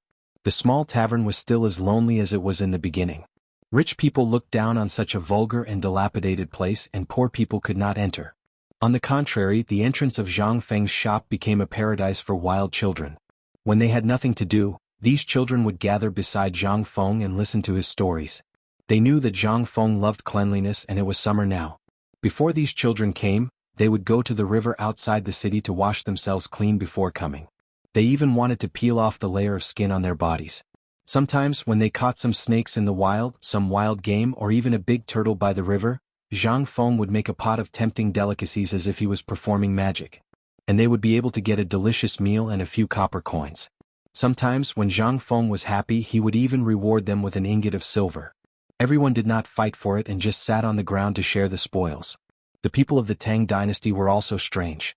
Zhang Feng felt that it was very strange. Even if one of them caught a long worm, snake, in a large group of people, if you gave him money he would share it equally with his friends. This kind of spirit made Zhang Feng very touched. Sometimes, when there was no information that Zhang Feng needed for a day, they would climb up the treetops or squat at the city gate. They would stare at the city gate with their eyes wide open to see if there were any high-ranking officials, nobles, or prostitutes. The bearded man came. Sometimes, when there was no information at all, these children would even squat in the corner and cry. Perhaps this was a kind of spirit. It was a spirit that modern society had forgotten. However, Zhang Feng did not care. No amount of gold could buy his happiness. Anyway, he was not worried about making money. With the money that Lao Li and the others gave him, plus the money that he robbed Prince Jinla last time, even if he spent it in 8 lifetimes, he would not be able to spend it all. Therefore he was also very generous. Business? Business? My ass. If it were not for Lao Li and the others, Lao Tzu would have closed the door and slept. Even if someone came because of his reputation, there was only one word. Get lost. Lao Tzu did not serve him. However, for this group of children, now Zhang Feng was more like the king of children. These children surrounded Zhang Feng and relied on him for food. Zhang Feng knew this, but he didn't care. If he could help one person, he would help one person. It was too boring. Most importantly, it was too boring. Brother? Big brother Zhang Feng. I have good news. Just as Zhang Feng was half awake from his daydream, a sturdy young man hurriedly ran up to him. Seeing that Zhang Feng had woken up with a start, Gozi was furious. He threw the cattail leaf fan in his hand to a skinny monkey next to him, then went up and hammered him. Damn it! Can't you see that brother Zhang Feng is sleeping? Were you chased away by a ghost? *CK your mother. I'll kill you. Doggy. Zhang Feng rubbed his sleepy eyes and ordered Gozi to leave. That young man seemed to know that he had been too rash. Although his clothes were already tattered from the beating and were now in tatters, he still licked his lips and apologized. Zhang Feng was speechless. Was he such a lowly person? All right, tell me. What did you find out? Brother, I heard the night watchman say that the Emperor Emeritus's birthday is on the day of the Dragon Boat Festival. Tubo's people seem to want to ask the Emperor for help today. Tubo finally couldn't take it anymore? Zhang Feng curled the corner of his mouth slightly. This group of monkeys was very smart. They must have seen that the Tang dynasty had signed a trade contract with Zhenla, so they couldn't take it anymore. But they couldn't take it anymore? If the Emperor wasn't an idiot, Tubo would definitely be cheated to death this time. Anything else? Zhang Feng asked with interest. Oh. By the way, I heard that Tuyuhun's people are also following behind. I don't know what they want to do. Zhang Feng nodded. Finally, he fumbled in his clothes and threw the most expensive silver ingot to Gozi. He stared at him and said, Go and apologize to Zhu Zi. Why did you hit him? Today you'll get half of your money as a punishment. Oh. Gozi pursed his lips and didn't care. He waved his hand. In an instant, 8 half-grown children squatted on the ground and used the spindle on the ground to throw the silver ingot. Then they divided the silver ingot bit by bit. In the end, they couldn't divide the silver ingot and ran away with Gozi. They seemed to be going to the bank to exchange for copper coins. Looking at Gozi's new straw sandals and new linen clothes, Zhang Feng yawned and turned over to continue watching. But a moment later he was so hot that he rolled over and cursed. He went into the tavern while cursing. Damn kid, he's so greedy for money. Now that he has money, he doesn't care about Lao Tzu anymore? Although he was cursing, Zhang Feng didn't care at all. It was just 10 taels of silver. But even if he didn't care, someone else did. Just as Zhang Feng was about to close the door of the tavern, A smelly man like a black tower blocked the door with a plop. He asked in shock, "Shopkeeper, did you lose this silver ingot?" As he spoke, the iron-towering man's hands trembled as he lifted a piece of flattened silver ingot and some scattered pieces of silver high up in front of Zhang Feng. Zhang Feng scratched his head. "Who are you? Why do you have the silver ingot that I gave to Go Zi? If you dare to take it, believe it or not." Without waiting for him to finish, the man like an iron tower knelt on the ground and asked in a choked voice, "Shopkeeper, did you really give this money to Zhu Zi?" This was a simple Tang person. Zhang Feng hurriedly tried to help the man up, but no matter how hard he tried, he couldn't help the man up. Zhang Feng was so angry that he pointed at the man and shouted, "I gave it to him." "What's wrong? Are you trying to extort money?" "No, benefactor. I am Zhu Zi's father. Previously, Zhu Zi brought back money from time to time. I didn't know where he got it from. Today I finally know. But the money today is too much. I don't deserve it. Get lost. I gave this money to Zhu Zi and the others, not to you. If you don't want it, Lao Tzu won't give it to you. Give it back to Zhu Zi. Otherwise, Lao Tzu will report you to the authorities and put you in jail." After saying that, Zhang Feng didn't even bother to close the door. He dragged the recliner and walked into the kitchen, ignoring the man. The man choked with sobs. His whole body trembled as he kowtowed a few times. Then he gently wiped the place where he just knelt, closed the door and left. "Benefactor, thank you."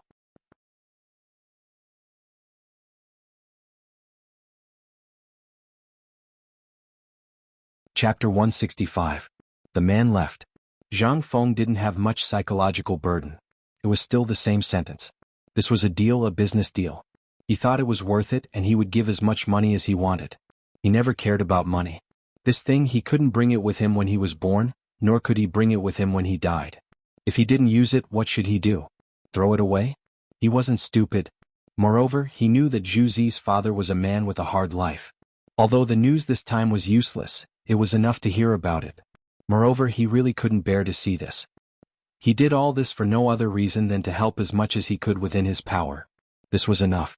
As for what others said, he couldn't care less. Coming out of the kitchen, he prepared a big bowl of noodles, opened the door, squatted at the door of the small tavern, and ate it noisily. However, at this moment, a pair of dark little hands held an egg and held it in front of Zhang Feng. Accompanied by the sound of swallowing saliva, she said charmingly, "Brother, mother said that this egg is for you." Zhang Feng was dumbfounded. He raised his head, sucked the noodles into his mouth and looked carefully. An 8-year-old little girl wearing tattered clothes, and even some clothes that didn't cover her body, was looking at him timidly. Zhang Feng's nose twitched. How could he still eat? Looking at the egg, which was still warm, Zhang Zian smiled. Looking at the little girl, he asked, "What's your name?" "I don't have a name. My mother called me Steamed Bun. She said that it's easy to raise." The woman's timid words made Zhang Fengji deeply shocked. Looking at a woman hiding in the dark not far away, Zhang Feng touched Steamed Bun's head. Seeing that she was still staring at his bowl and swallowing saliva, Zhang Feng asked, "Steamed Bun, are you hungry?" "I'm not hungry. Steamed Bun only had a bowl of porridge yesterday. Let's go. Brother will treat you to a big meal." Zhang Feng was speechless. What the hell was he talking about? He couldn't say anything. He threw the bowl away and carried the steamed bun into the tavern. Then he put her on a stool and said, "Don't run around. No matter who comes, don't be afraid. Don't be afraid or I will get angry." Steamed Bun seemed to be very scared. He looked timidly at the woman at the corner of the street outside the door and the grimacing youth. He sat quietly at the table and swallowed his saliva as he smelled the fragrance in the air. After a while, Zhang Feng came in with a big bowl of rice, a big bowl of braised pork and a lot of scattered braised meat and other messy things. He put them on the table and said, "Steamed Bun, big brother will treat you to a meal. Eat quickly. If you can't finish it, you have to bring it back." She would not be able to finish the steamed buns even if she was stuffed to death.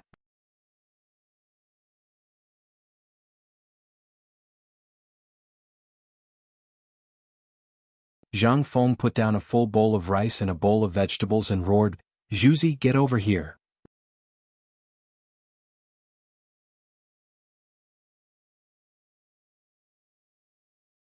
Chapter 166. Zhuzi heard this. He couldn't stand it anymore. Looking at his sister eating the meat bite by bite, he was greedy. His saliva was like water in a smelly ditch, flowing all over the floor. Seeing Zhang Feng shouting, he hurriedly ran to the door of the restaurant, but he refused to enter. Brother Zhang Feng, hey your ass. Come bring the food back for your sister. This food is rotten, it's useless. This, Zhu Zi was stunned. Looking at the table full of delicious food, he stopped drooling. He thought that Zhang Feng was angry. He was about to scold his sister. Steamed bun. See how I'll deal with you when we get back. I only asked you to send an egg, how did you provoke Brother Zhang Feng?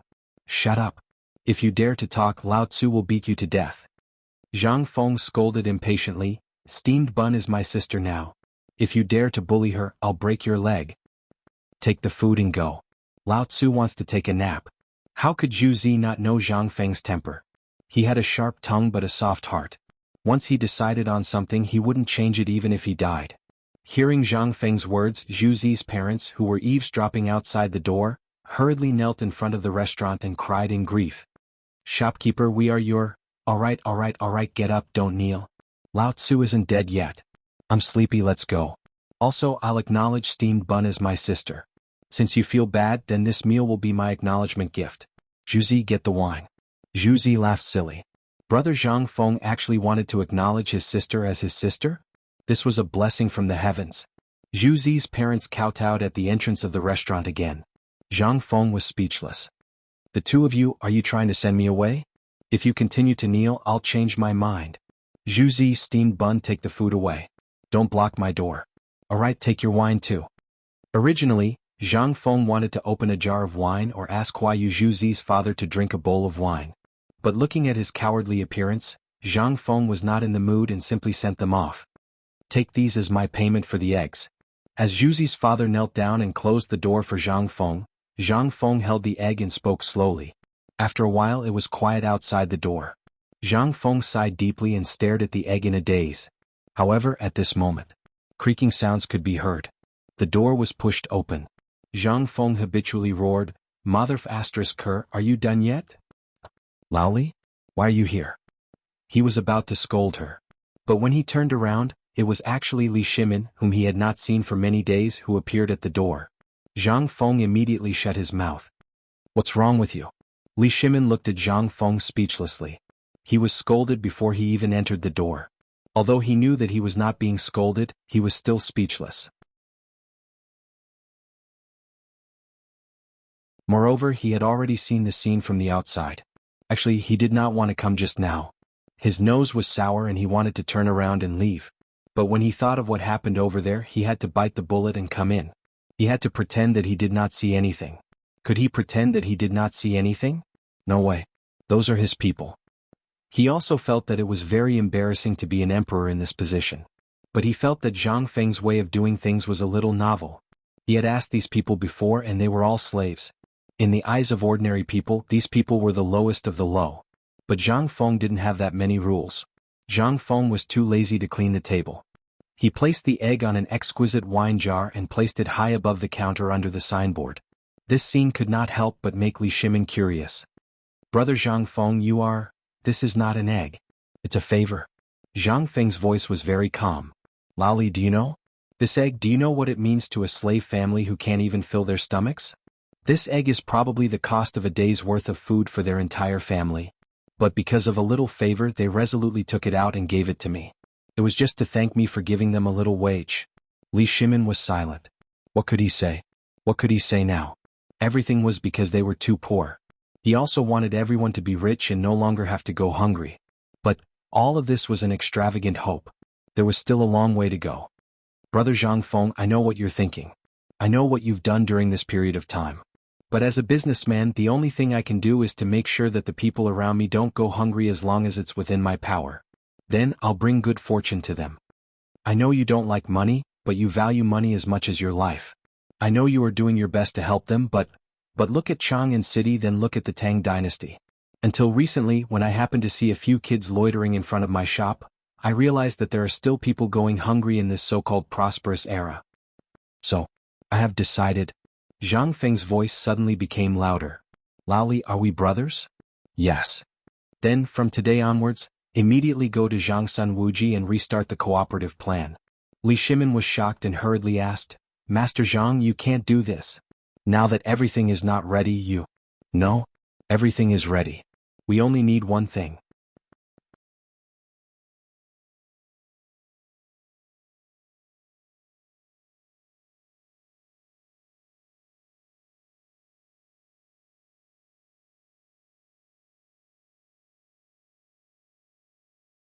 That night, was it not enough that I personally put on clothes for him and made his bed for him? In this world, even the Empress didn't have such treatment.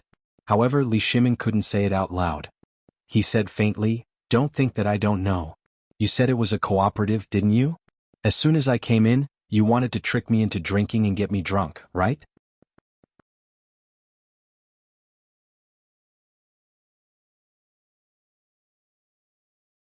Chapter 168. Li Shimin looked at Zhang Feng with disdain. Zhang Feng could not help but go crazy. Why did he suddenly become enlightened? This was not right. Zhang Feng was a little frustrated. Hey. Who told you to drink? I see that you are addicted to alcohol every time you come, so I let you drink a little to relieve the heat. Why are you treating my good intentions as ill intent? How could Li Shimin believe him? He saw everything that Zhang Feng did just now. How could he not know what Zhang Feng was thinking? He was purely looking for someone to vent his anger on. As the ruler of a country, how could he not see through this? Forget it. I know you are upset, but don't be like this, okay? Come, I am also in a bad mood. Let's drink together. Alright, I will give you face and drink a bowl. Let's make it clear that this wine is on you. Lao Tzu has no money. Zhang Feng mumbled. He picked up the bowl of wine and took a big gulp. The spicy wine flowed down his throat like a knife, spreading from his mouth to his stomach. The burning sensation made Zhang Feng and Li Shimin's cheeks instantly red like blood. Ah, good wine. Li Shimin patted the wine jar, his eyes flickering. This wine, when I drank it before, it was like water. Why is it so strong this time? Zhang Feng curled his lips. How could it not be strong? This was unblended raw wine. Drinking too much of it would kill him.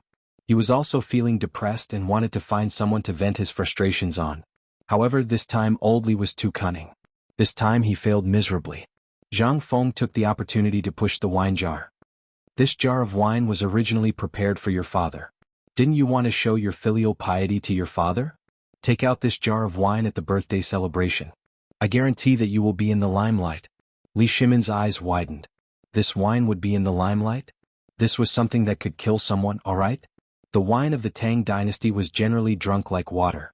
From fermented glutinous rice to grape wine to flour wine and fruit wine, which kind of wine was so strong? The army was all gulping down wine and eating meat. This was the first time they drank it. If they drank it the way they did before, then a bowl of wine would be enough to send more than half of those old fellows away. Li Shimin waved his hands. No.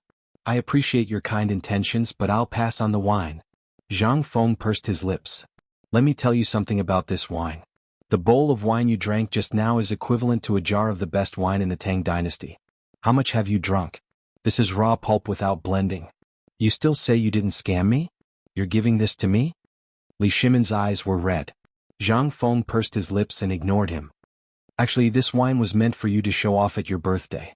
I didn't say that you were going to drink it. What is this wine? It's a commodity. It's meant to let your father see something beyond his understanding. It's not meant for you to take it out and drink it. I'm taking it out today to show you the value of this wine.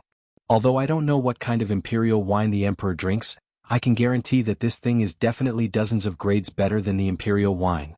I was going to give you a dozen jars, enough for you to show off, but since you don't want it, I'll keep it for myself. I want it. Who said I don't want it? Li Shimin's eyes were red. He hurriedly hugged the wine jar in his arms and refused to let go. Zhang Feng only pursed his lips. Li Shimin sealed the wine and asked carefully, Brother Zhang, you're saying that this wine is a commodity to be used at the birthday? But if you don't drink it, are you going to take it out to show it off? And then push the matter of the cooperative to the public? Zhang Feng looked at Li Shimin in surprise and looked him up and down. Not bad. You can draw inferences from one case? Not bad. You've improved loudly. Although Li Shimin didn't know what he meant by drawing inferences from one case, he still enjoyed Zhang Feng's praise, although he felt a little uncomfortable. Li Shimin saw that Zhang Feng didn't speak, so he hurriedly asked, By the way, Brother Zhang, tell me about it. How should this cooperative be implemented? You should at least let me be prepared, right? When it came to business, Zhang Feng's expression became slightly dignified. This cooperative, as I told you before, is to stimulate economic recovery. It's a huge system.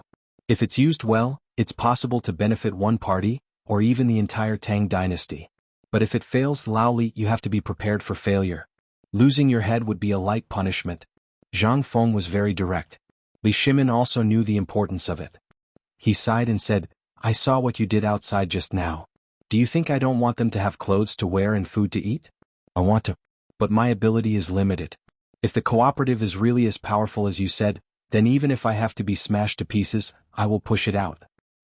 Moreover, I believe that many people, especially those rich businessmen and officials, will like to see this. After all, a lot of land in the Tang dynasty is in their hands. For example, Lord Zhang's son, I heard that the land in his hands is at least 1,000 mu. So, when you talked about the cooperative last time, I already had this idea.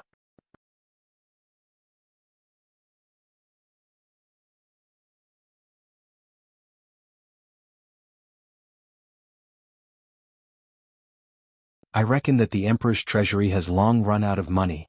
Think about it. How many years has it been since the Tang dynasty was founded? How can there be any money left after years of war?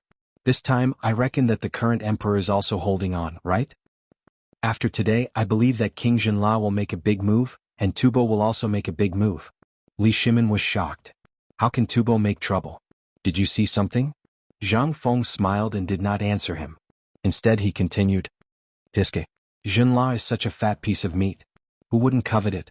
Besides, Jinla and Tubo are only separated by a wall. How can he not know about Jinla's big move? And Jinla might also know, so this time he directly emptied the Tang dynasty to raise some funds for Jinla. Moreover, Jinla has another plan. As Zhang Feng spoke, his eyes could not help but narrow. Li Shimin was really anxious. If he had known, he would have met Tubo's envoy early this morning. But it was too late now. Brother Zhang, you are Lao Li's brother. Just tell me, how should we deal with this matter? Why are you so anxious? Zhang Feng looked at Li Shimin doubtfully and said, The emperor is not in a hurry. You're just a commoner. Why are you in a hurry? How could he not be anxious? How could Li Shimin not be anxious? He was standing next to Zhang Feng. Now he wished he could pull this bastard's ear and tell him that he was Li Shimin. Just tell me. If something goes wrong, I'll use all my belongings on Jinla. If something goes wrong, I'll die. Okay? Since you're in such a hurry, I'll tell you about it. But you have to promise me that you won't tell anyone about this. This is really a state secret. For this matter, we have to start from the drought in Tubo. The drought in Tubo is far more serious than you think. In addition to the incident with the water wheel, I believe that Tubo is in chaos now. The only reason it hasn't exploded yet is because he's deliberately suppressing it. Are you saying that Tubo and Tuyuhun are biding their time to see what the Tang dynasty will do next? Li Shimin narrowed his eyes slightly and suppressed the wisdom in his eyes. Yes. Tubo came to the Tang dynasty this time because he really wanted to ask for help from the Tang dynasty. Think about it, what do you think a hungry dog will do when it sees its owner throwing a fat piece of meat to another dog? He will rob Jinla?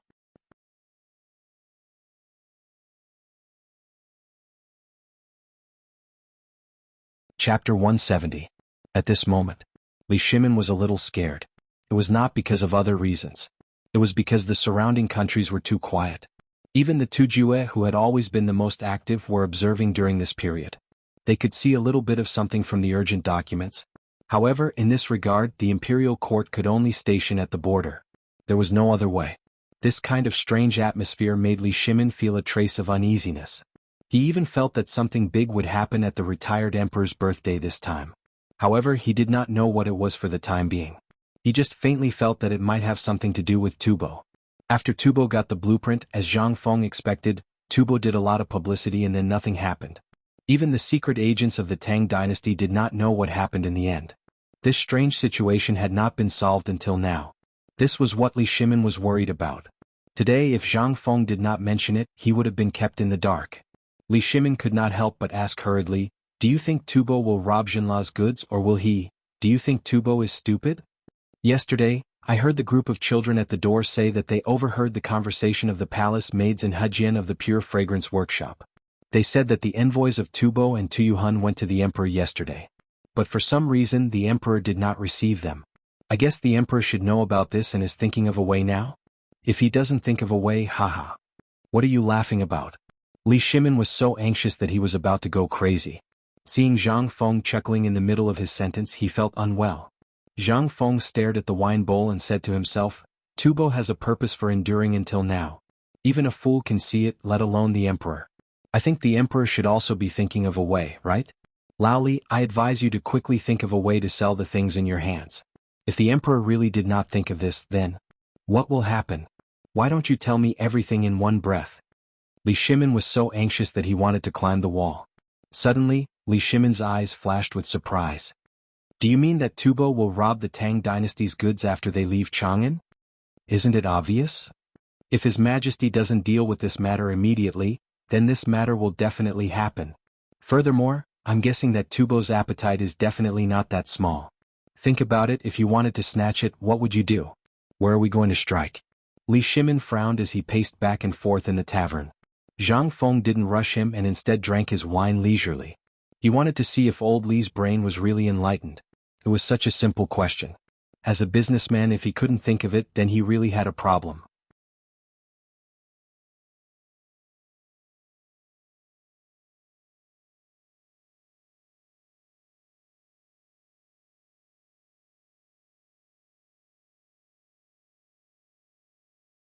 Wei Jing, Fang Xianling, Du Ruhui, Zhangsun Wuji, Qing Yaojin, and Li Jing, as long as they are not dead, go to the imperial study immediately to wait for the order.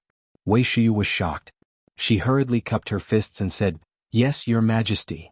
This matter was too big. Li Shimin had a faint feeling that something was wrong with the Turks before. But he couldn't tell what was wrong. On the other hand, the matter of Tubo this time made him neglect it. All his goals were on the Turks. But if it wasn't for Zhang Feng's reminder, he wouldn't have known until now. This matter seemed to be very good, but once there was a trace of negligence, it would be disastrous. Finally, he knew why Zhang Feng wanted him to set up the cooperative. Although it was a business matter, Li Shimin felt that this cooperative must be set up. On the one hand, the Tang dynasty was indeed out of money. If the Turks found out the truth, they would definitely invade at this time. This was what Li Shimin had been paying attention to all along. There was another aspect. It was to strictly prevent Tubo from robbing them halfway. Whether it was Jinla, Tubo, or the Turks, these three forces seemed to have no connection at all. But with Zhang Feng's suggestion, were these three forces really not connected? No. In fact, Zhang Feng had seen through it and also mentioned it. But he was worried that there were spies around Li Shimin, or people who didn't keep their mouths shut. If this was leaked out, it would be a disaster that would destroy the entire clan. Behind all this, the Turks were behind it. But he didn't understand the real intention of the Tang dynasty, nor did he know the actual situation of the Tang dynasty. So he joined forces with Tubo to pressure King Jinla, forcing him to use the entire country's strength to exchange all the resources sent by Ning Yun. This was a difficult problem to begin with. Not to mention that King Jinla came so quickly. As for the Crown Prince of Jinla, it was just a coincidence that he met Zhang Feng and triggered this matter. If it wasn't for Zhang Feng tricking the silly Prince Jinla, then Li Shimin felt a chill down his spine when he thought about this matter. Jinla, you're really tired of living. Do you really think that I, Li Shimin, am a fool? Li Shimin was furious. He felt that he had been fooled. He should have noticed the Turks long ago. When had the Turks ever been obedient? Never. If there was even the slightest problem with the Tang dynasty, they wouldn't let go of the chance to take advantage of it. Not to mention that the Turks were also in trouble now. Li Shimin looked at the swaying sedan chair and slammed his fist on the soft couch. He gritted his teeth and shouted, Turks, it's time to settle our scores.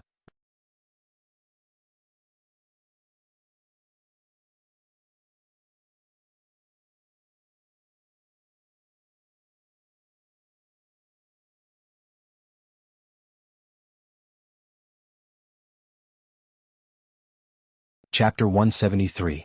In fact, Li Shimin had also thought about this. However, after thinking about it, he finally rejected this idea. This way the effect would be the same.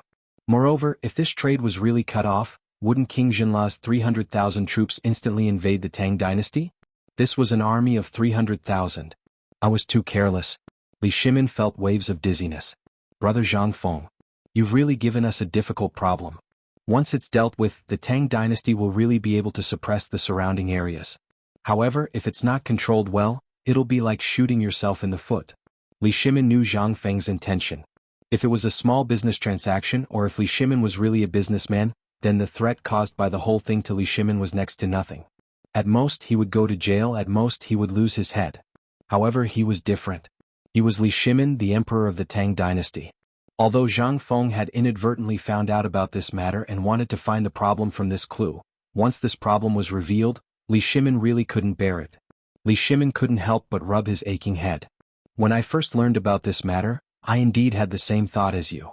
However, have you ever thought that this is a series of traps? Even without King Jinla's interference, think about it, how will this birthday celebration be? Why has Tubo been suppressing this matter? Why has the Turks been deliberately hiding the snow disaster? Until now, apart from the snow disaster, why has Brother Zhang Feng guessed that there will be a famine in the grassland after the snow disaster? Have you ever thought about these questions? I also just remembered that the Turks are planning a huge conspiracy. And Zhang Feng just happened to inadvertently tear open a hole in their plan, causing a trace of a flaw to appear in their originally perfect and impeccable plan. Li Shimin couldn't help but close his eyes. He didn't dare to think about this conspiracy. Once Tuli and Shili joined forces with Tubo and Tuyuhun to launch an attack at the same time, could the Tang dynasty really stop them? Obviously they couldn't stop them. The Turks were good at deceit and now they were connected to India. In this case, the situation of Tubo's drought was worth thinking about. At this time, everyone's expression was extremely solemn. Zhang Sun Wuji stood up and asked, "Your Majesty, since Brother Zhang Feng saw the clue, does he have a plan to deal with this matter?" Everyone slapped their heads, only then they thought of Zhang Feng. That's right. Damn it. Since Brother Zhang Feng could see this, it meant that he already had a plan to deal with it. Otherwise he wouldn't be called Zhang Feng. This guy couldn't be judged by common sense. Since he was able to say such words, and the emperor was angry but not anxious, it seemed that there was still room to turn this matter around. Your Majesty, does Brother Zhang Feng mean that he has a way to deal with this before the birthday? The birthday is a key point in this matter. Zhang Feng didn't say much because of his concerns, but how can I not know what he means? His meaning is very clear. This birthday is the turning point of the whole thing. Either we live or we die. There is no other way. Live or we die. So serious? The few old foxes were now a little confused. Zhang Sun Wuji, start the cooperative immediately. Carry out secret experiments in several states near Chang'an. This must be done in the shortest time possible. Cooperative. This? Zhang Sun Wuji was dumbfounded. Your Majesty, isn't it a little? Li Shimin shook his head. No. This is the right time. That King Jinla made a second batch of goods before the first batch was delivered. All of you know of this, and you also know of the Great Tang's current situation. Once the second batch of goods arrives, how will we have any money left? This is a test by Tubo and India against the Tang dynasty. Because of the blueprint and the rapid relief of the drought in Longyu, they can't see the situation clearly. Originally, Brother Zhang Feng and I thought that this natural disaster seemed to be an advantageous condition to clamp down on the situation in the surrounding areas. But I was still a little afraid. If I didn't doubt Brother Zhang Feng's words and spread the chicken and duck in all aspects in Longyu, perhaps the wealth we have now would be enough to deal with this crisis. But we've all underestimated them. Longyu Dao's confusing barrier made it impossible for them to see through it. Moreover, the Tufan Empire's action was to collaborate with the Turkic Khaganate and India. This is rather unexpected. Thus, this is actually a test of our great Tang's wealth. Li Shimin's eyes were full of killing intent. The first time King La sent out all his troops, it was the first test of the Tang dynasty. In this, I finally understood from Zhang Feng why they sent out 300,000 troops. This is an opportunity for them. But I think that since they dared to come, this is also an opportunity for the Tang dynasty to fully carry out the plan. Li Shimin clenched his fist and slammed it on the map. This time I will not let them return.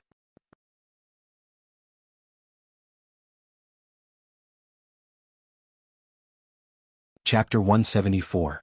Was the emperor finally going to make his move?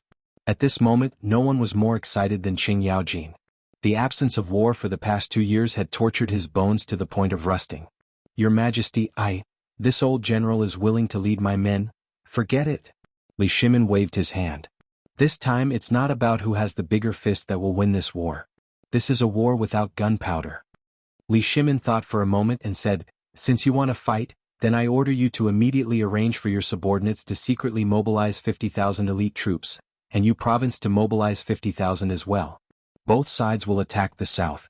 At the same time, join forces with the other prefectures to transfer their elite troops, and immediately hide in Jianan Road. What? Qing Yaojin scratched his head, a little confused. On the other hand, Wei Zheng and the others were deep in thought.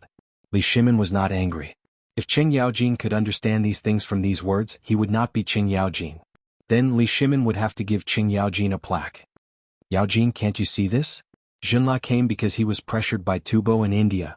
300,000 soldiers using King Xinla as a hostage to transport goods. You really didn't think of anything? Li Shimin asked patiently. Qing Yaojin sniffled, unmoved. Li Shimin felt like playing the lute to a pig. Why did King Xinla come to Chang'an? I ask you. I know that. He's here to deliver goods. This guy is greedy. Qing Yaojin patted his chest and said disdainfully. Li Shimin asked again, then what kind of business do you think needs the emperor of a country to personally escort it? What do you think if Khan Sheli comes to Chang'an? When Qing Yaojin heard this, his eyeballs almost popped out. So, this bastard is thinking of sending his entire army to Chang'an, and then if there's even the slightest hint of something wrong, he'll start an uprising? Motherf *Ker Lao Tzu is going to tear him apart right now. Qing Yaojin was furious. Zhang Sun Wuji hurriedly stopped Qing Yaojin and said, Old He, slow down. This matter still needs Shangzhui. Don't be impulsive. Listen to His Majesty's arrangements. What kind of arrangement is there? They're already bullying us, I can't tolerate it. Qing Yaojin stiffened his neck, his face flushed red. Li Shimin was also angry. He scolded, Old He, be quiet. Otherwise I will throw you in jail. Hearing this, Qing Yaojin shrunk his neck, snorted a few times and said no more. Li Shimin seemed to be plotting but also seemed to be talking to himself. This time, King Xinla actually came for 3 reasons. The first is to ensure his safety. Why? Everyone was confused. Li Shimin waved his hand, motioning for everyone to be quiet. This matter is actually not hard to imagine. Tubo often robbed Xinla and so did India. Xinla could only swallow their anger. Didn't Wei Jing say it just now? Tubo people entered Xinla from the dense forest outside Jianan Road, and then King Xinla came to the Tang dynasty.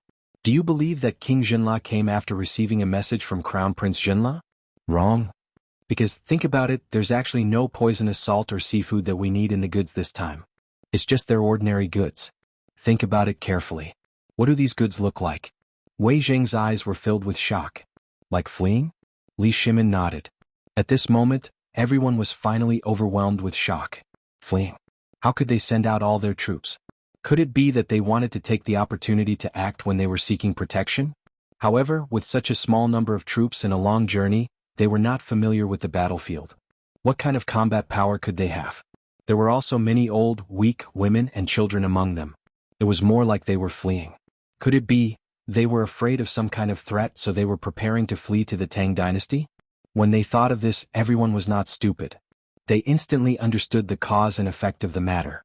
Tubo's intentions were really vicious. Poor King Xinla. When he arrived in Chang'an, there were people from Tubo watching him. He did not dare to say anything. Therefore he could only use himself as a hostage. Instead of saying that he lived in the East Palace, it was better to say that he requested to be placed under house arrest. Their intention. Now, do you all understand? This is only one of the reasons. The second reason is that they can use this to test the real situation of the Tang dynasty. I lost the first time. When Xinla's army of 300,000 entered the Tang dynasty, I did not notice anything, nor did I realize anything else. This has already caused Tubo and the other countries to have the intention to make their next move. If I had taken a tougher stance back then, I might have been able to stop them from entering the Tang dynasty. Then Tubo's plan would have been delayed and would not have exploded so quickly. The third reason is the most vicious place in Tubo. You all have heard that Longyu and Yuzhou have lost a lot of Turkic troops. Why is that? Coupled with the abnormal situation in Jianan Circuit, now you all know why I deployed so many troops there, right?